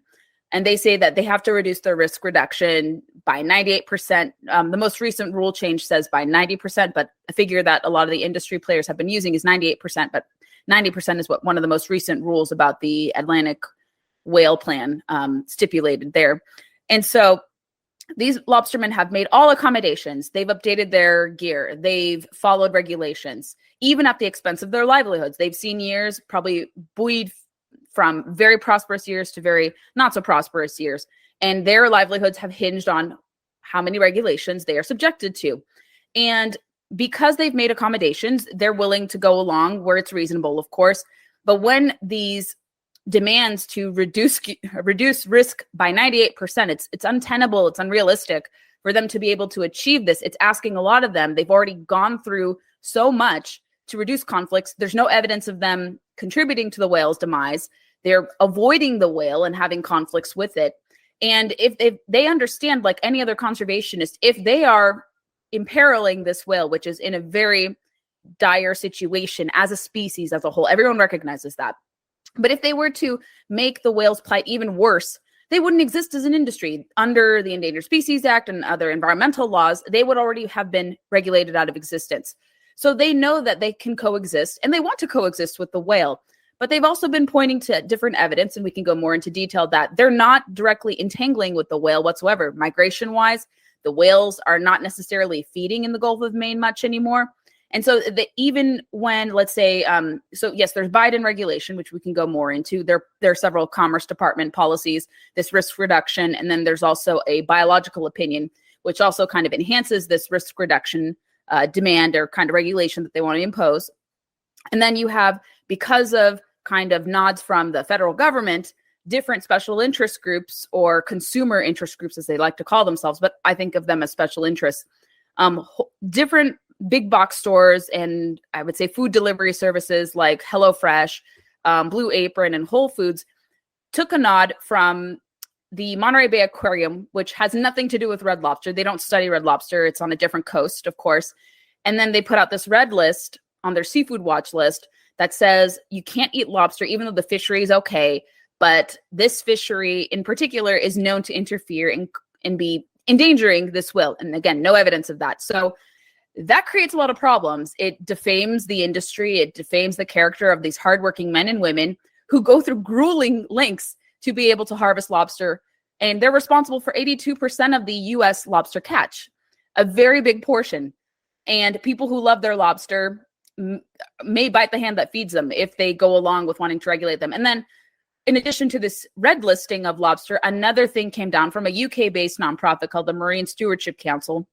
They revoked the Gulf of Maine certificate, saying that, again, the fishery is not sustainable, lobstermen are endangering the whale. And then they concluded and conceded, rather, that there's actually no evidence of lobstermen hurting the whale. But they still went through with revoking their certificate. So again, defaming the industry, misrepresenting their work, blaming them for the whale's plight. But there are other causes of this whale's demise, and it's not from the lobstermen. So it's a typical battle. We're now seeing it play offshore. We see these battles take place onshore with kind of predators like bears and wolves, but it also similarly is found offshore in situations like commercial fishing, whether it is harvesting blue tuna or Maine lobster in this instance. So it's not a new battle. It's just one that's been brought to the forefront more. And there's a lot to unpack from it because people just thought, okay, it was just these companies going woke, but they were getting nods from the federal government in a sense. And they've all kind of been these special interest groups who triggered these lawsuits, then had federal lawmaking kind of reflect their lawsuits.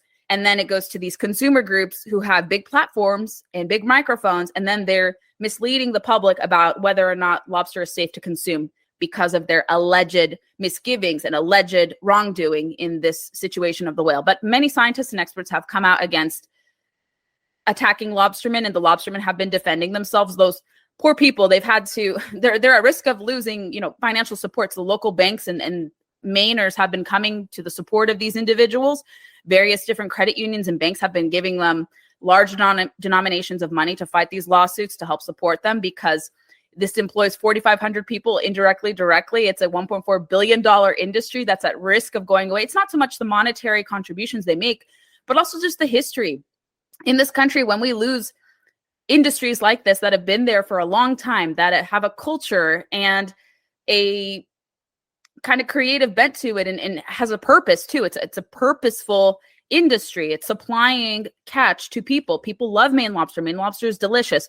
So to see something like that, a long-standing industry, be under attack and potentially on the threat of going extinct, it should worry and cause pause for a lot of people, whether or not you live in Maine. So that's kind of the runaround of the situation, an old problem with a new, fresh set kind of eyes and then ears.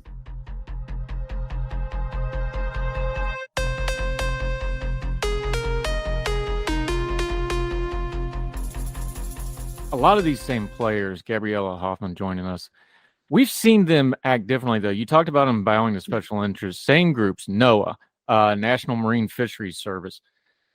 Same area, New England, right? Back in the 90s, it was not lobsters, it was New England scallops.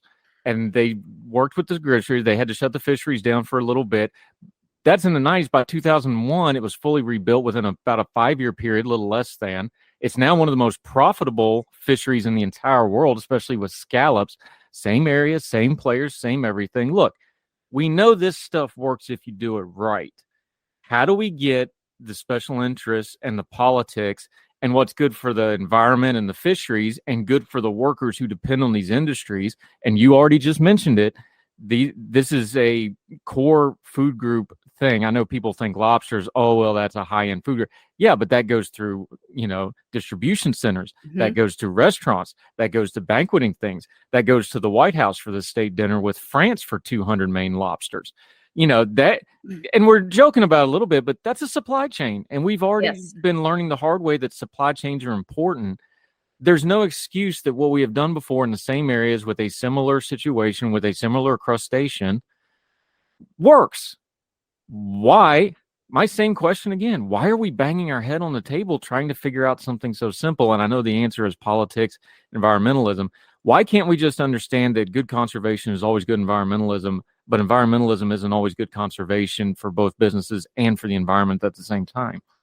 Then these preservationists would not be raking in a lot of money as they do, creating an alarm over a perceived problem, but an easily debunkable perceived problem. It's their bottom line. You see these people sue and sue and sue, and their evidence is being challenged now, or their claims are rather being challenged by scientists, other reputable sources, because people are coming out of and even NOAA fishery scientists. I had kind of done some more research, and I lightly alluded to it in a recent town hall column expounding on this.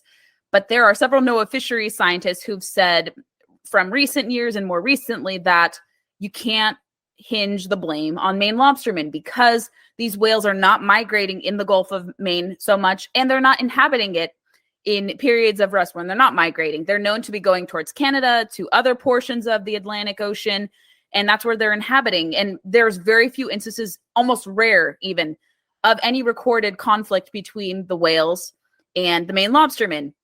And so even though that evidence is presented and it's there, these really powerful special interests continue to lie and defame this industry because they have the ability to. They know how to use the court system.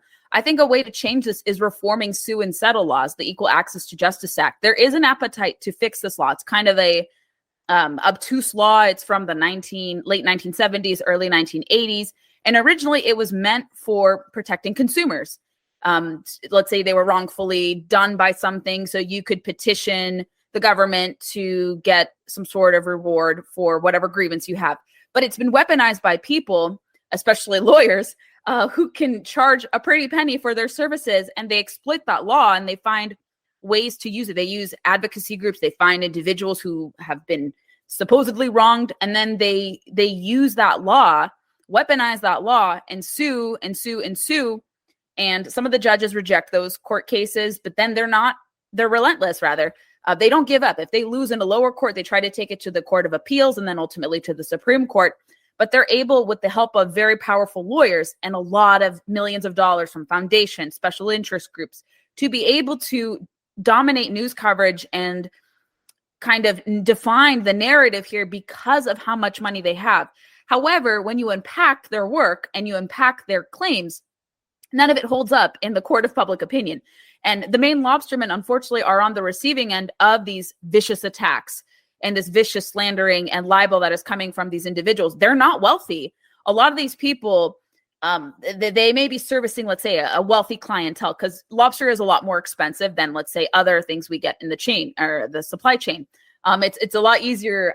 Maybe it's a lot easier to procure beef and chicken, even with inflationary prices. But lobster is seen as kind of obviously a novelty item, but everyone can eat it. In Maine, regular working people eat lobster too, even though it is more expensive. And it's expensive because of the process that goes into harvesting it. I've done crabbing, and I understand why now. Crab cakes are really expensive in the grocery store because you have to harvest the crab. You have to lay down the pots. You have to pick them up.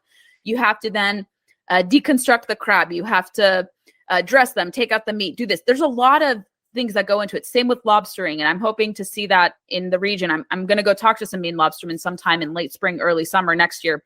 Trying to finalize those details soon, but to really learn about the industry and see the safety measures and precautions they take. But it does come with reforming some laws. I would hope that people outside of the area, this is kind of my personal thinkings of this, and I think it even makes sense from a journalistic standpoint. I think people who are sympathetic with the plight of the Maine lobstermen, who understand that they're good stewards, that they're conservationists. One Maine lobsterman, I think it was on Jesse Waters' program on Fox News recently, said, we were conservationists before it was cool. And that is very true. These people inherently want to make the resource a lot better. They don't want to impede on wild marine biology or marine wildlife. They want to coexist with them. And they love seeing wildlife. Anytime you go fishing offshore, commercially or recreationally, you love seeing birds flying. You love to see swells with different fish. You like to see whales submerge and emerge from the surface of the ocean. People like that. And they're an important part of the ecological balance. Like the lobstermen know their place in the ecosystem, and they can't exist without, secondary, tertiary animals and these critically endangered species too. And so to me, it just seems that the preservationists have a lot of money. They have a lot of legal power, and they do have some supporters in very important roles. They have allies in the federal government now who are attuning their rulemaking to these lawsuits and to the demands of special interests like the Center for Biological Diversity, Natural Resources Defense Council, PETA, Sierra Club, all these types. These are very, very powerful special interests who largely give to the Democratic Party, and they're never challenged so much. I don't know if it's conservationists of all political stripes coming together to create outfits to combat them legally, politically. I know there are different groups on the hunting and recreational fishing side that do, but I think probably different conservation stakeholders will probably come together, recognizing, even if I'm not adjacent to Maine lobstering, these special interest groups are going to attack my livelihood, my ability to do this, my ability to run a business, or my ability to offer produce to people. So I think it comes down to, yes, fixing the laws and fighting them tooth and nail in the courts as well. And I think we could. And there are people who are doing that in other areas of wildlife conservation, but they are it's out there. They are very powerful, but I don't think they can be untouchable. I think there is a way to kind of erode their successes in the courts and challenge them in the court of public opinion. It's starting to happen. It's just going to take a lot of effort.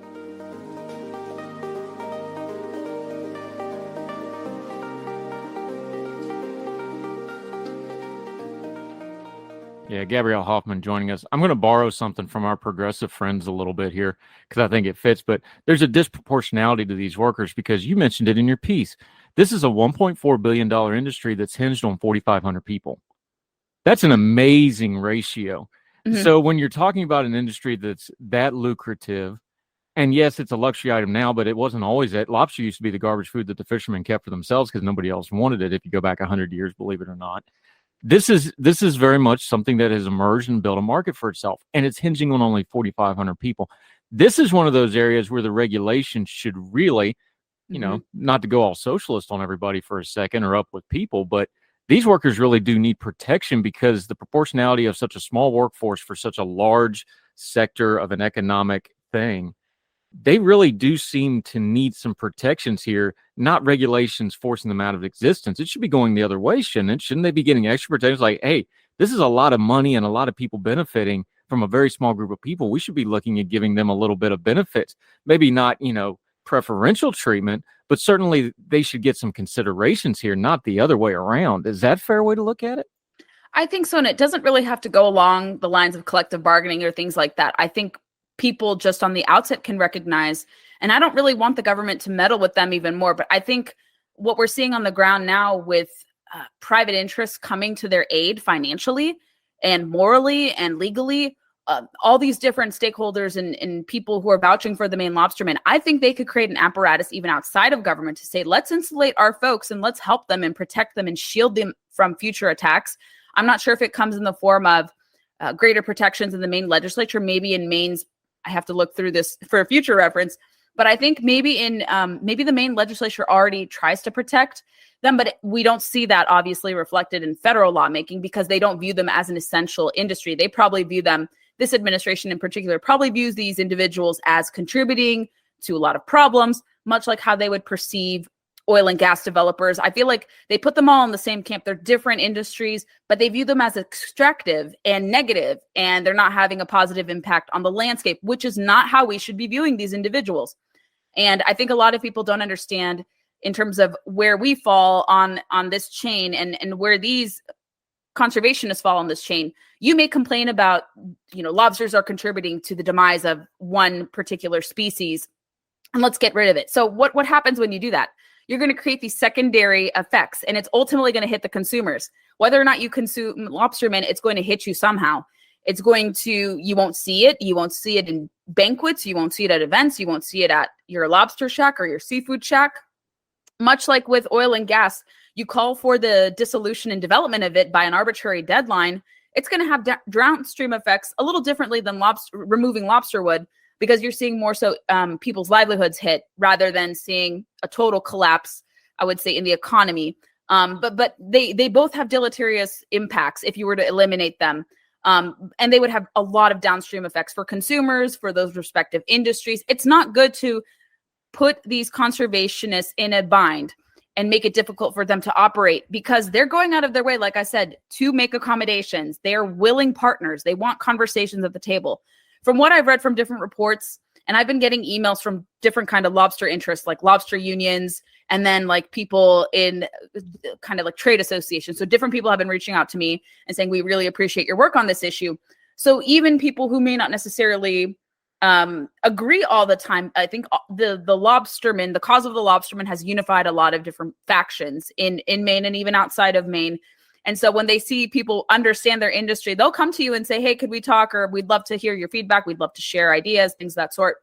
And so I think, I don't know what kind of protections. I'm not so coherent or well-versed on what would need to be done, because I don't want, let's say, the government to come in under good intentions and then, create monopolies or things of that sort. I'm always worried about that. But I think they have to be recognized at least as an essential business who's contributing to sustainable fisheries. In the past, we would never really see either one political party go after lobstermen. But these, like I said, these radical preservationists have a very, very firm iron grip now, because they see that they're losing power when certain things are ceded to normalcy.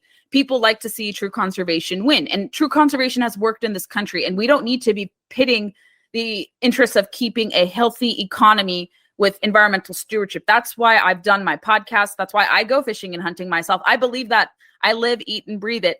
I could, benefit from doing these activities more according to my busy schedule. But on the surface, I believe this. There are many others out there, all of us, whether you're immediately involved or even removed from it. People do want these two kind of spheres to meet and to work together. And it's very possible. We've done a great stewardship model that's the envy of the world. Is it perfect? No, by no means. Nothing is perfect. But compared to other countries, having these different standards, allowing people to be productive and successful, all the while seeing species rebound, we won't see dolphins, whales, and others rebound if it wasn't for a fisherman, commercial or recreational. We wouldn't see iconic species like grizzly bears, gray wolves, American bald eagles rebound if it wasn't for hunters, because of all the monies that go in to help endangered species get off the endangered species lists and to make their full recovery. So people don't know what they're attacking. They don't understand kind of the pipeline that exists. They don't understand who are the true conservation stakeholders, and that these special interests, they come about this from the outside. They have no involvement. They just like to sue. And they say, we know what's better for everyone. They don't get to know these individuals. They don't know them as humans. They really don't care. They're kind of bulldozers, and they want to bulldoze them out of their path for financial gain and with no gain to the environment. So it's a very dangerous course we'll be if this preservationist philosophy of environmentalism continues to prevail. But I think there's an appetite with the American people to return to, or to rather adhere to, true conservation, which allows for both the lobstermen and the right whales to coexist and exist.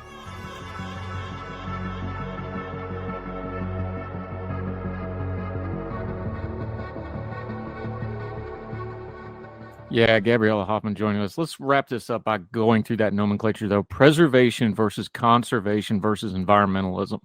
I don't call myself an environmentalist because the word's kind of gotten toxic in a lot of ways, but I am a conservation. Look, I grew up in the woods. I grew up in West Virginia. I love the outdoors. Preservation is important. There's things that need to be preserved. Monument Valley needs to be preserved. There's no commercial reason, natural resource that needs to be preserved. Anwar's the size of South Carolina. We can carve out a couple acres here and there for some oil or whatever the case may be. Those are two different things, but both of those get labeled with preservation. Yes. But they're very different. Preserving, a historic house in the city is one thing. Preserving something the size of a state, we need to have a conversation about some free use.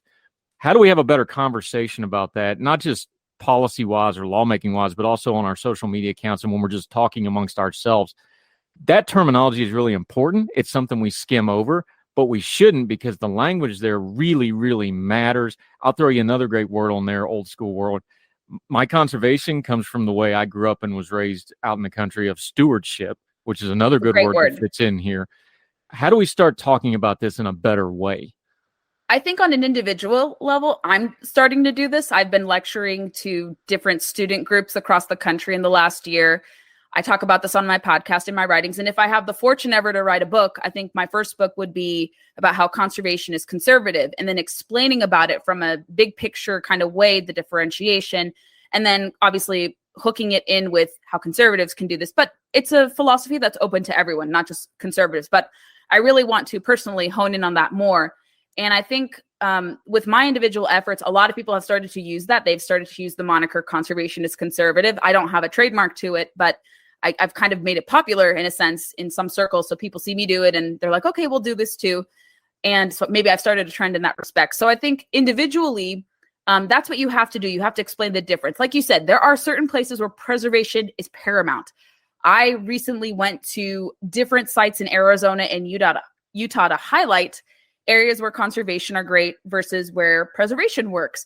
I think in the national park system, the 63 national parks, and then their adjacent kind of like public lands too with it. It's complicated kind of framework, but very easy to understand when you dig into it. So I think there's pretty wide consensus about keeping the national parks, which are off limits to any type of multiple use activities, except for, let's say, recreating, hiking, things of that sort, and occasionally fishing, and very rarely sometimes hunting in like maybe one or two national parks, but largely kept off limits to extraction of any type or recreational hunting or fishing in most cases, bar none for hiking.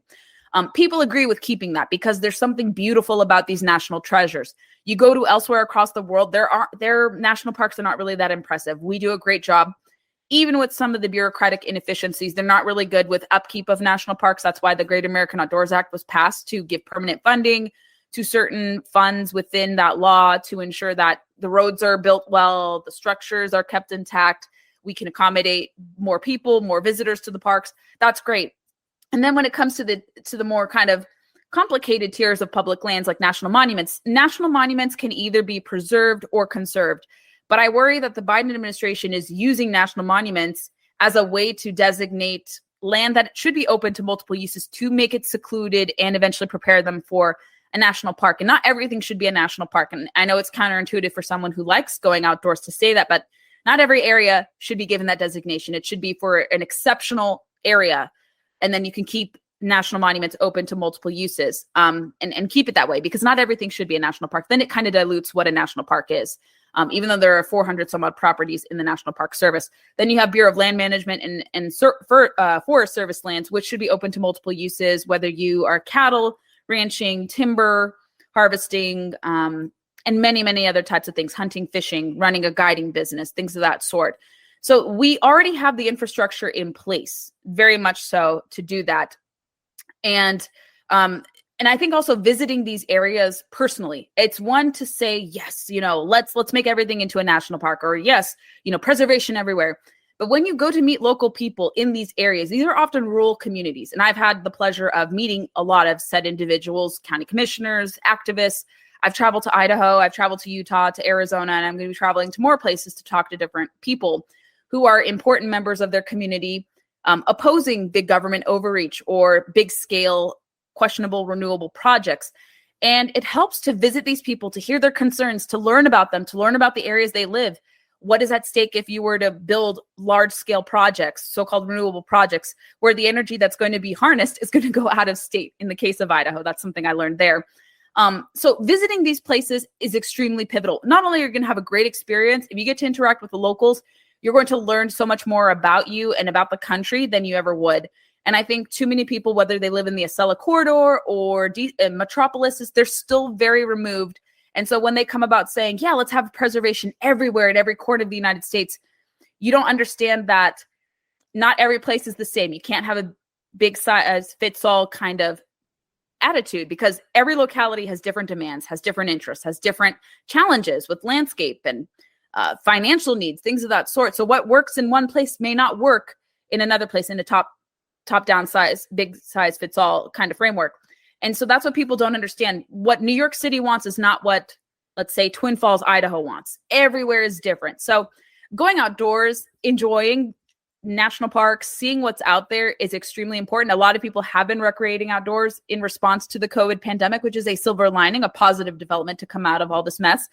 But it really takes going outside your echo chamber, going outside the Ivy Tower, meeting with people and having an open dialogue and a conversation, getting to know people and not imposing your views, which is what a lot of these preservationists do. So learning the nomenclature is important, visiting these areas, talking to locals, having an understanding of why they may be opposed to top-down government overreach, why they like to do things their way, why they're not backwards in wanting to have that, and why they support multiple uses when it comes to public land, or having private property rights when they're managing property rights and whenever their land falls on public lands and those disputes ensue. And so it's not difficult. It shouldn't be difficult. And if I can help lead the way with the conversation, if people want a guide, I would like to be the Sherpa with conservation, I guess, in that, because it's super easy to understand. I can't be the only person talking about this. And so I could give people a template to run with and to go. There's a lot of things at play, and we can help change the conversation and move away from environmentalism, because like you said, it's a dirty word. I don't call myself environmentalist. I say conservationist, and you make the distinction of these two spheres of environmentalism. It makes it much more clear. We can resonate with people who are kind of in the middle. If you're coming from a center-right perspective, they love hearing that term better, because environmentalism has become a very sullied word, and it needs a lot of rehabilitating. So I think conservation is the better word to use when you want to appeal to people for stewardship and all that. Yep. And I would encourage, I'm going to be selfish, all you DC folks, if you'll just look out and turn left and go a couple hours over to West Virginia, you'll come to a lot and help my state out economically a little bit. I'd appreciate that. Great outdoor stuff there. You'll find it all over. Just a hop, skip, and a jump from, I think the metro runs almost right into the panhandle now. So you can do it. Go out and get out, touch grass, touch some trees. Yes. Gabriella Hoffman, one of our favorites. You've heard it advertised right here on this program. She has a great podcast where she delves into all this stuff. Districts of conservation. Let folks know about that since they hear the commercial about it. Let them know where they can find that. Let them know your very busy schedule, where you're writing, where you're tweeting, your own little newsletter that kind of condenses all that. Let folks know how to keep up with you, my friend. Yes, very briefly. Thank you again also for pushing the podcast. It really means a lot to have supporters like you. So yes, on any podcast player, I prefer directing people to Apple. That's the best channel to listen. But we have a lot of actually interviews this month, even though we're going into the holiday season. Lots of great content. I've been interviewing some really cool up-and-comers and newsmakers that aren't really known kind of in the political space. So I hope people check out the podcast this week in particular. I spoke to some really great stakeholders all across the board. One individual, one gentleman who brought me down and a whole host of women to go deer hunting, some newbies. I'm kind of in the advanced beginner stage. And so I talked about his nonprofit, and he's a serial entrepreneur, really fascinating guy. And he was just so generous in opening his family farm to us and to others.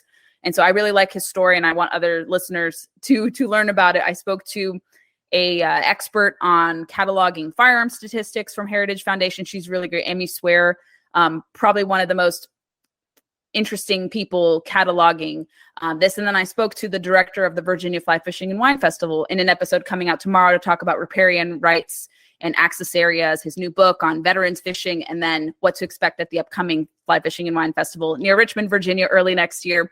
And so I like to interview people and bring regular folks to the forefront, because everyone loves to talk to politicians. Politicians are great. They may get you some hits, but I think these storytellers are far more impactful in my mind, because they can go a long way in shaping opinion, bringing people into the fold. I just don't want to bring people who are just going to yak. I like doers. So I like bringing on doers to the podcast. Yes, I have a Substack that comes out every Friday. I also have a MailChimp that comes out Monday. And the Substack kind of goes into detail more. It's called Outsider on the Inside. And once we get enough subscribers, I may start to create some kind of exclusive content. I won't take away from traditional access, but I may add some enhanced kind of exclusive features, maybe previewing interviews, like a first listen for reasonable rates when I get about 1,000 subscribers. So for now, subscribers can enjoy the content for free, and then we will add supplemental content to not take away from what I'm already putting out there. But yeah, it's kind of a repository of news you may have missed in the conservation space and elsewhere. So yes, and social media, blue check marks everywhere, very easy to find me. Young Voices, I'm a regional leader. That's how Andrew and I, of course, connected. It's a great program. We're looking forward to our upcoming classes for 2023. We have some new contributors on the horizon from my understanding. So really looking forward to that. And yeah, I have other roles, too many roles to list, multi-hyphenate. But yes, you can Google me and find me almost anywhere, writing regularly for Town Hall. So thank you, Andrew, for having me. Always fun to talk to you. She's so busy that she's actually at home today recording, and I didn't even recognize it because I'm so used to talking to her in a hotel room somewhere because you're a busy bee. It's a great podcast. You do great work. You become a good friend. That's why we keep you as a regular here on Heard Tell. Thank you so much for the time, Gabriella Hoffman. You're great. Of course. Thank you. Thank you, ma'am.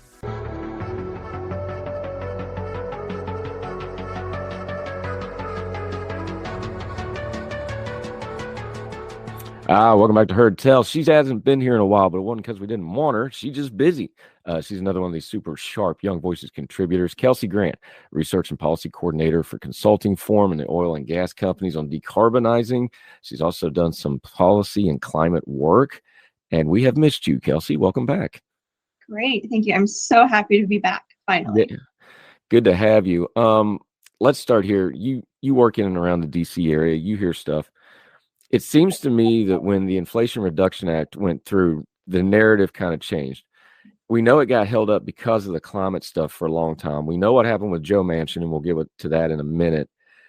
Climate and environmental policy, and it kind of went from the biggest deal to an afterthought to trying to slide some of it back in to now we're talking about it again.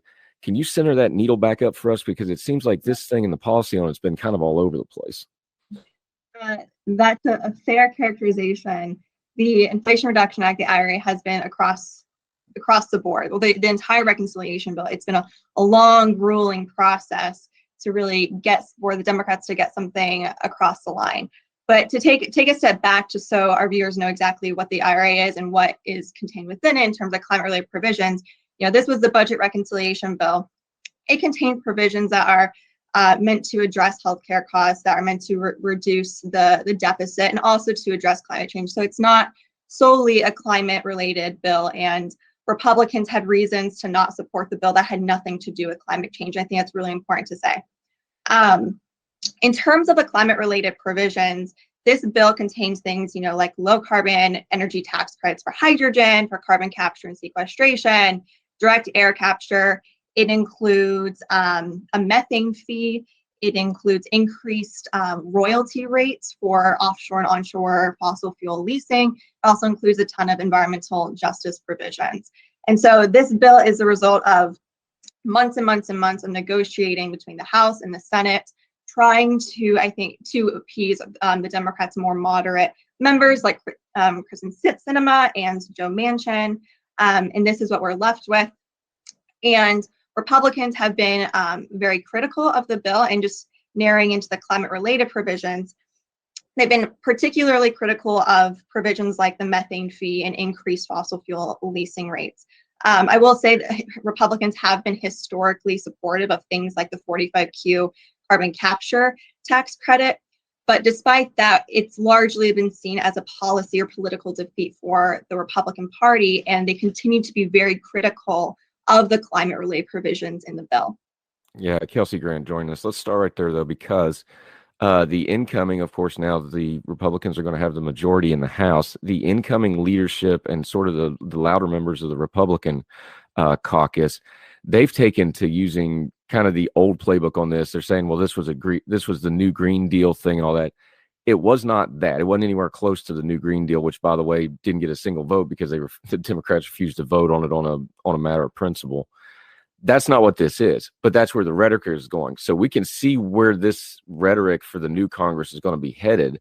Mm-hmm. How do we parse through that to what was actually going on here? Because as you mentioned in your piece, even their own party, there's some Republicans starting to kind of chip at the edges of that. It's like, well, wait a minute, we can't call everything the new Green Deal because next time the new Green Deal comes up, we won't have any authority to talk about it.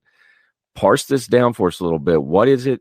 not under the buzzwords, but what should the Republicans be saying about this bill going forward? Yeah, I want to reiterate your point that this bill is not the Green New Deal. In fact, and other Republicans and conservatives have been critical of Republican Party leadership for calling it the Green New Deal or saying it's a part of the Democrats' radical climate agenda.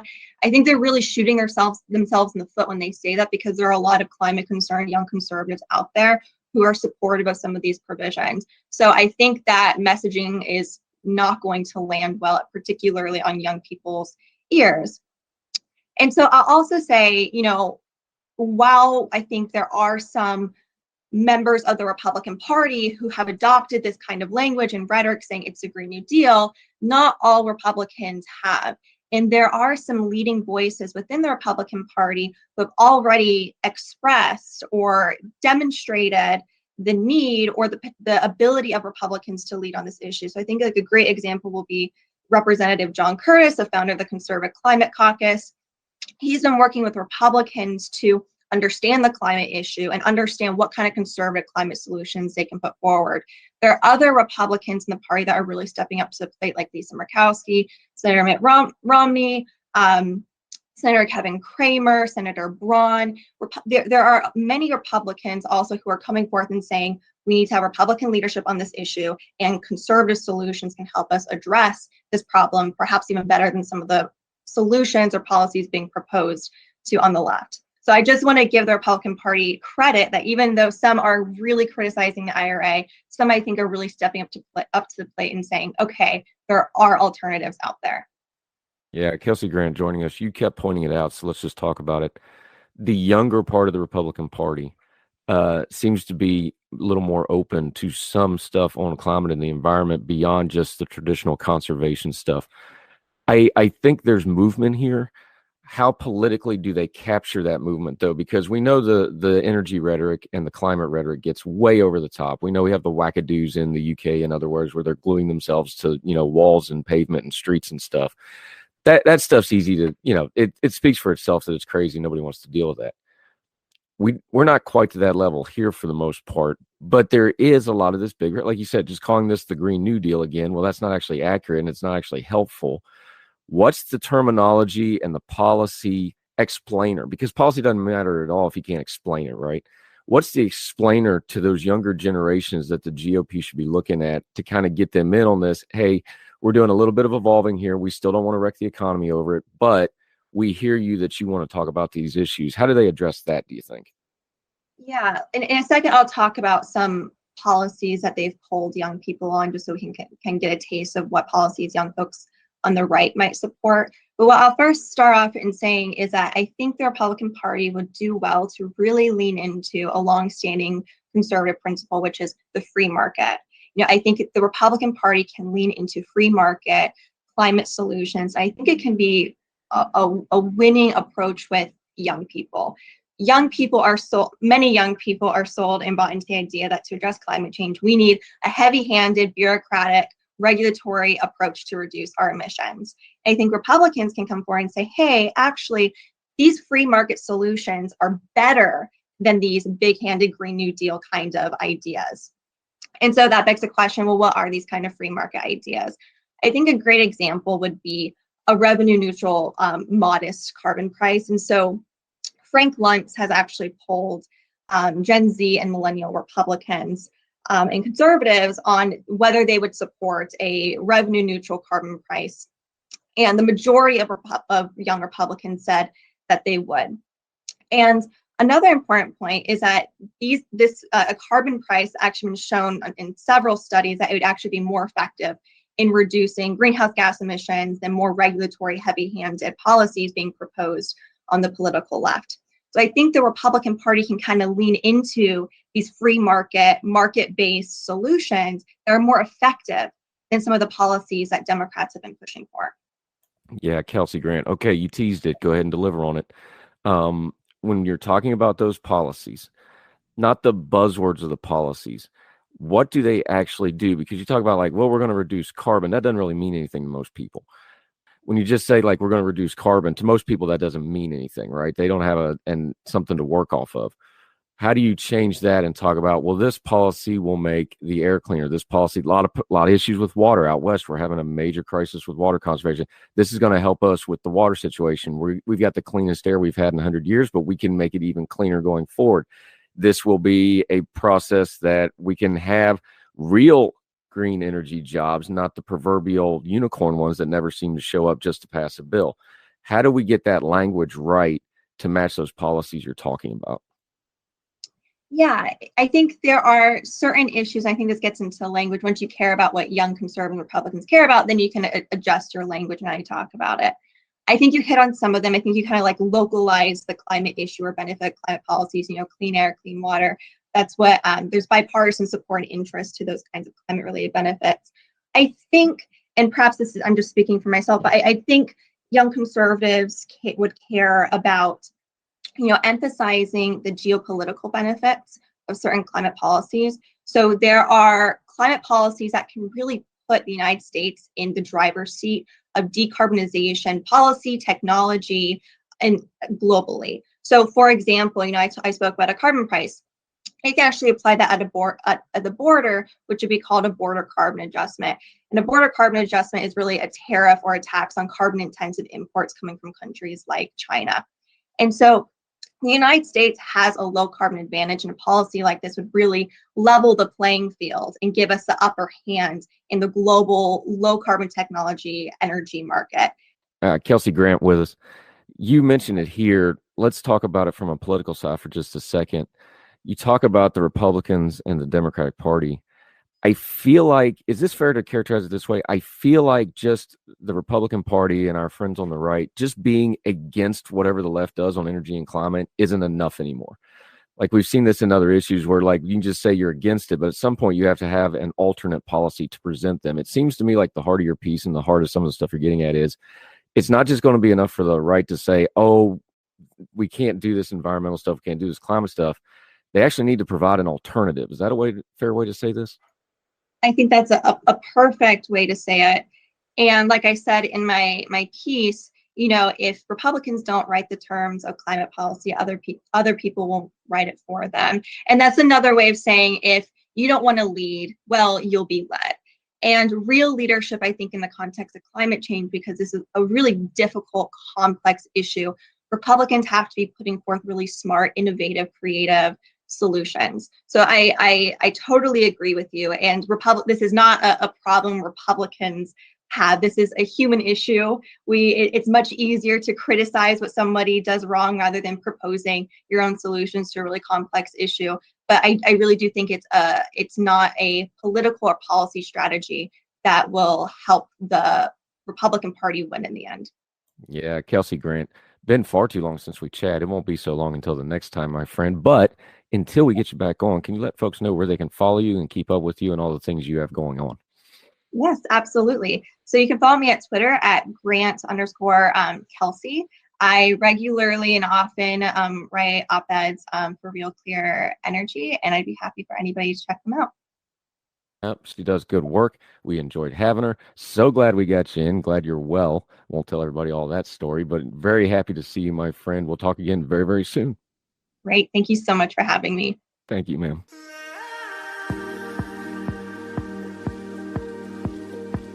Religion is at the intersection of our 21st century life, even if we don't express a faith. At a time when it seems that religion isn't as prevalent as it once was, it still leaves its mark everywhere. As a pastor, I know that religion isn't something I just do on a Sunday, but it's found in every nook and cranny of my life. Sexuality, politics, social media, the economy, war, nationalism, all have some kind of religious angle to them. And as a communicator, I want to find the stories that can help people understand this part of our society that is so important to so many. Hi, I'm Dennis Sanders, and I'm the host of Church and Main. Church and Main is a podcast about the journey of faith and where it intersects with modern life. I look at faith with a journalist's eye, asking the who, where, what, why, and how religion affects some of the major issues of the day. Join me as we journey together.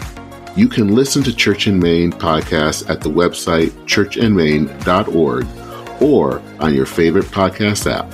I look forward to seeing you. Folks, you've heard Ethan Brown on the Heard Tell show a couple of different times, but if you're interested in learning about how to discuss things like climate change without all the politics and doom and gloom, head over to his podcast, The Sweaty Penguin. Sweaty Penguin is a late-night comedy-style climate podcast working to add nuance, critical thinking, humor, and hope to the climate conversation. They got over 100 episodes already, breaking down weekly news stories and specific topics, from the vanilla to the ADHD to the international accountability to orangutans. Yes, I know, it's a comedy thing, so just go with it. But each time, exploring different ways we can make progress on these issues while still helping the economy, health, security, and everything else we care about. Feel overwhelmed, exhausted, or excluded by today's climate change discourse? This is the podcast for you. Find The Sweaty Penguin wherever you get your podcasts or at www.thesweatypenguin.com.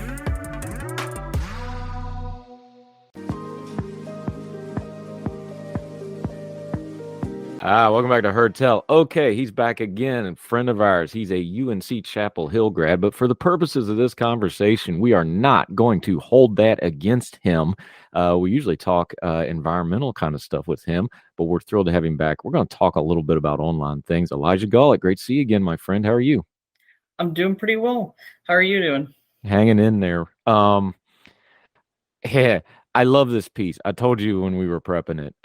You wrote in Free the People about online stuff. Let me go at you with this, though. I kind of recoil when people start talking about online and big tech and things like this, and then they go straight to civil liberties, because that almost feels like a big jump. You know what I mean? Like, well, civil liberties is, the civil rights movement and equal protections and equality, like that. But then when I calm down and I just think about it for a second, I'm also one of those guys who advocate that the internet is one of the greatest tools of freedom we've ever had. And I believe that. I think it's one of the most important tools for freedom that we've ever developed as humans. So if I really believe that and I'm consistent with that, then yeah, you kind of got to make that leap, don't you, in some ways? I definitely believe that. And I think it's more true than ever when so much of our political discourse and frankly, so many of our social connections are happening increasingly online.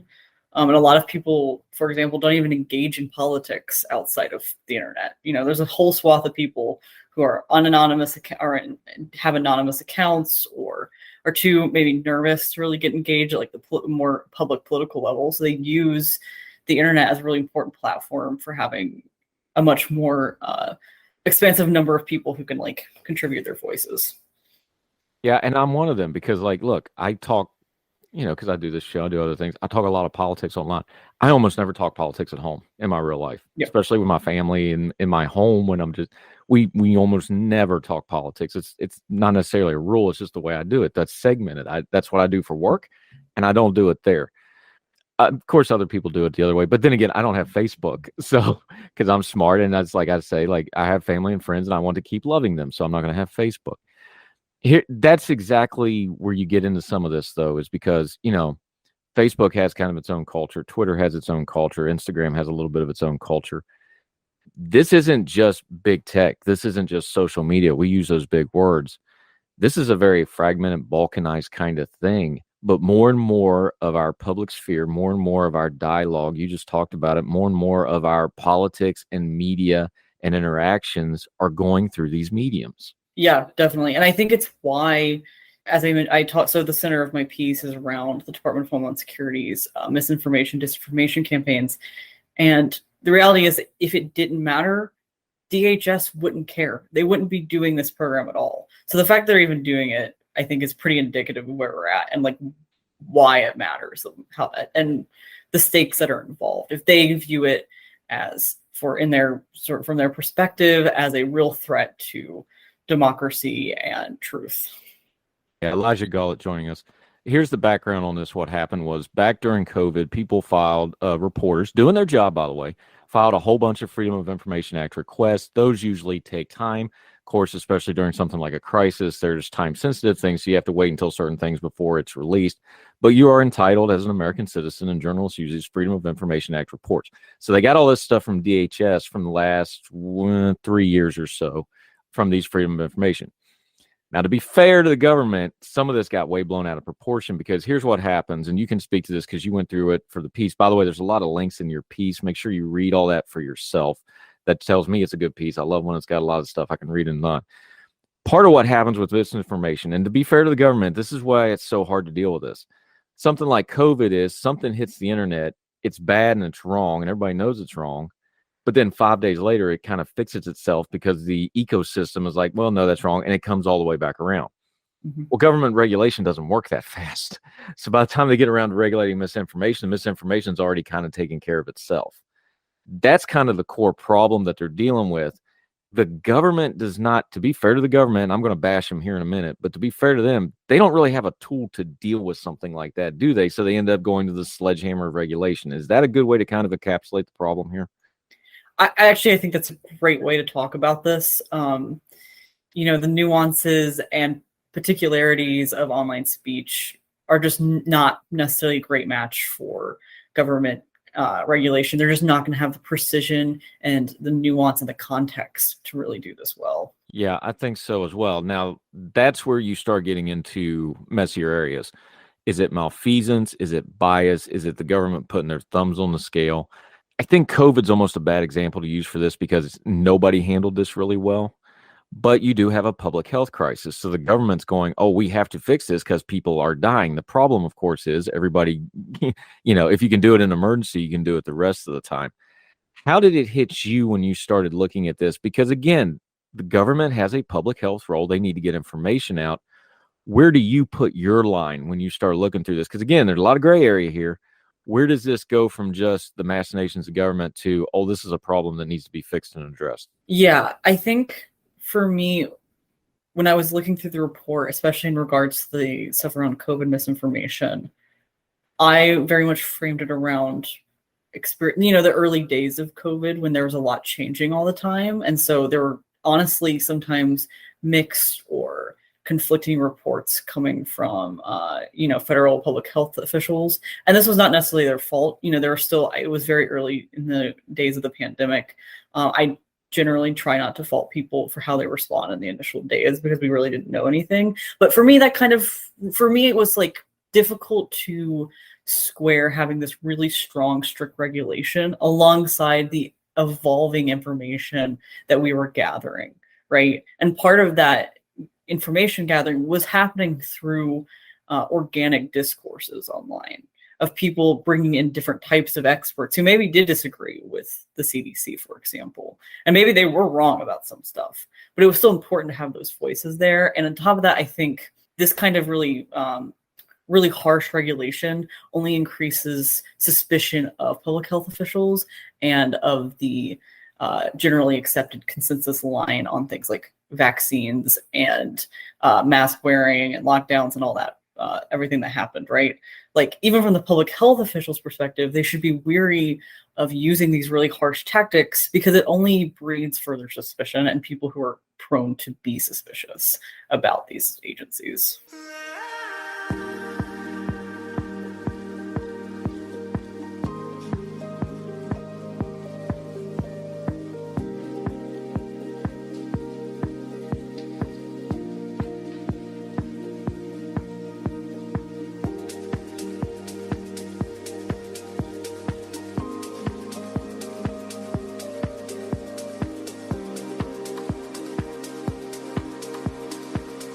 Yeah, Elijah Gullett joining us. Let's go to the big tech section of this, because big tech's relationship with government is really the core of this. It's not just people yelling online about bias and whatever. The government and big tech are going to have a relationship. Okay. What's that relationship going to be? That's the heart of this. You get into this in your piece and you use Facebook, Meta. I can't say Meta with a straight face, but Facebook and Meta, you use them as the example here, where we have seen for the better part of a couple of years now, the Facebook Meta people go up, they sit before these hearings and they talk about regulation. They know that some kind of regulation is coming. Let's have a grown folk talk here real quick. They're trying to get ahead of it so that they get a say in the regulation, so that the regulation is favorable to them. That's the background of all this. So now when you go and look at the information you're looking at in these freedom of information releases is, okay, is it appropriate for somebody who is trying to get themselves regulated to their benefit to have a say in the regulation. And then when you put that with this information is where you start getting into, wait a minute, the government and big tech do not need to be cozy partners in this. Yes, tech needs to check with the government on things like, hey, are we in compliance here? Is this information accurate? That's one thing. But they don't need to be having a friendship relationship of like, oh, well, you don't really, here's Facebook. This is simplified, but Facebook is going to Congress going, you don't really understand this, but we understand it really well. So we will write this regulation for you. And that's where this really, people go, wait a minute, this isn't okay. This is where there can be some real malfeasance and where the worst parts of government, like cronyism and things like that, can really start to play. Yeah. And this part of my piece was really the hardest part for me to write out clearly. Just for some background on my own thought processes when I was working on this was, I think the situation doesn't fit super well into a lot of our traditional theories of how, government versus business or the private sector work, right? And I think there were a lot of not bad analyses out there that came out briefly out of this report, but I think they were missing things. They wanted to kind of shove it into either this is an issue of protecting the free market or an issue of, for example, from some, and I mentioned them in the piece, some right-wing commentators using this as evidence that there's some broader collusion or regime almost trying to suppress their type of speech, for example. And I wanted to really draw that out and show how complicated the relationship is and how this isn't exactly a friendship. They're not necessarily, the two parties aren't necessarily at war with one another, right? I was trying to perceive it as, as you said, this kind of complex relationship that regulation breeds, that cronyism breeds. It breeds bad incentives that people act on for their own self-interest. Yeah, and you take it to the angle of we should be skeptical of not just the big government, and we shouldn't be just skeptical of big tech. We need to be skeptical of the increasing regulations of the social media companies in general for that very reason. It's a good line in your piece. I'll just say it to you for the purposes of discussion, but you say we ought to rein in executive powers and provide more leeway to private companies to compete against themselves to determine the best content moderation society. The reason people come back from that is because that's messy. That's ugly. That's not neat. We're seeing it with Twitter and Elon Musk right now. It's messy. It's not neat and clean, and people get uncomfortable. However, any other relationship in your life, if you have an interpersonal relationship, working those things out are not neat and clean and messy.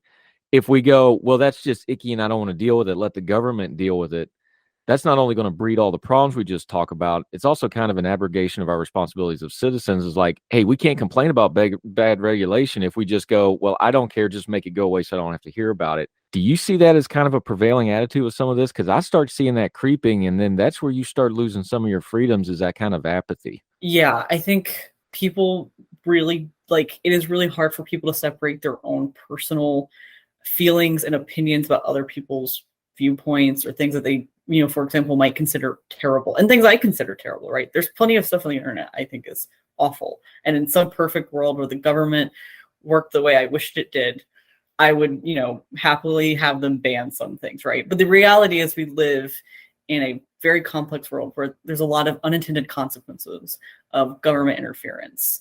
And we can't make policy based on our views of what we wish the government was like, or what we wish society was like, or how we wish people were. We have to create policies based on what we know is true, based on the fact that people are messy and they don't necessarily respond to these type of forms of speech suppression or bans with, just simply changing their viewpoints or stop talking about them. That's not what they're going to do. They're going to find ways to get around that. And also in the case of these major corporations, when they get into this, on one hand, policymakers might want to hope that if they increase these regulations, that it's going to be a genuine check on the powers of these really large social media companies. But in fact, it is oftentimes, as I mentioned in the piece with Facebook, for example, an opportunity for them to get ahead of the rest of the game, get ahead of their own competitors, to help shape those policies in their favor in ways that may disadvantage their competition. Yeah, Elijah Gullett. Let's wrap it up talking about it this way, though. we have to have accountable government. The only way we have accountable government is to have information about what our government's doing. You had a list of things in here you talked about that was at issue with this particular document dump. Russian interference in elections. They try to interfere in every election. Let's all be adults here. But, what does that entail? Because that's a messy, tough conversation. COVID-19 we know about. Biden's botched withdrawal from Afghanistan. I know that was a personal one with me. I was upset with that. I'd like to know more about the decision-making process there. Things like when the government gets involved with racial unrest, all these sorts of things. We know from history, the civil rights movement, there's a lot of stuff that was buried and not covered. When we have a Freedom of Information Act for a couple of years from now, what do you think we could do so that the next time we do this, it looks a little better or it looks a little more accountable? What can folks do in their conversations, either online or just interpersonal, to kind of put the ball forward on government accountability and go, look, this information is vital for us to know what our government is doing, and the government can't be colluding with these big tech companies. There has to be some sunlight here for accountability to be able to stay in play.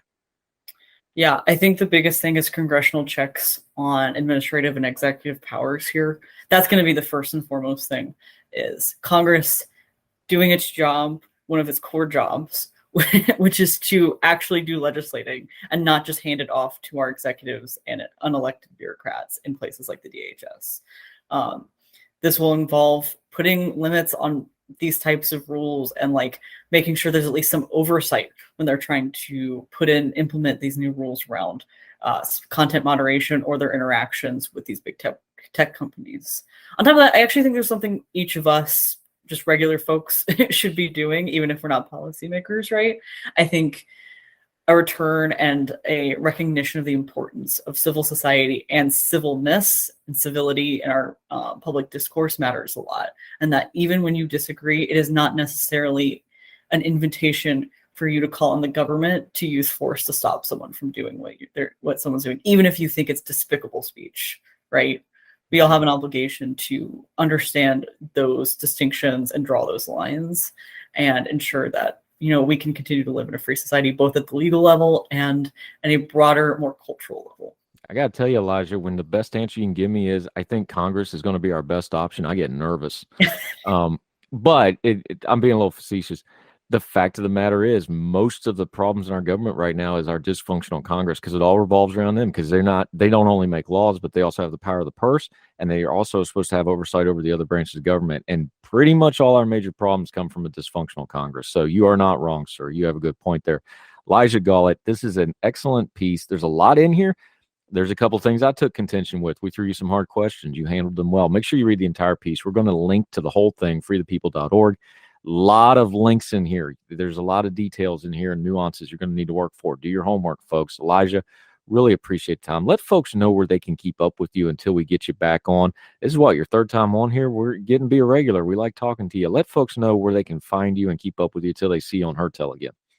Yep, you can find me at Market Urbanist with an S at the end on Twitter. I also have a Substack where I occasionally post usually things relating to urban policy issues, but a range of other topics, including book reviews at youngurbanist.substack.com. That's young with a U instead of an OU. So yeah, I got to be all fancy like that. Already talked to him too. Going to talk some more environmental and conservation stuff. He does really good work in that realm. Elijah Gullett, always enjoy talking, sir. Appreciate the time. Thank you for having me.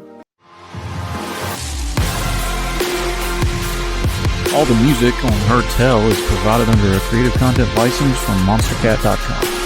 Somos la máquina. Prime Day es el 16 y 17 de julio. Con las ofertas épicas exclusivas para miembros Prime, recibe el reconocimiento que tanto mereces. ¡Wow! Gracias. Ni siquiera preparé un discurso. Quisiera agradecer a mi familia, que siempre necesita cosas. También a Sam, mi repartidor, por entregarme todas mis ofertas increíbles tan rápido. ¡Te adoro, Sam! ¡Mua! Compra ofertas en electrónicos, hogar y más este Prime Day, del 16 al 17 de julio.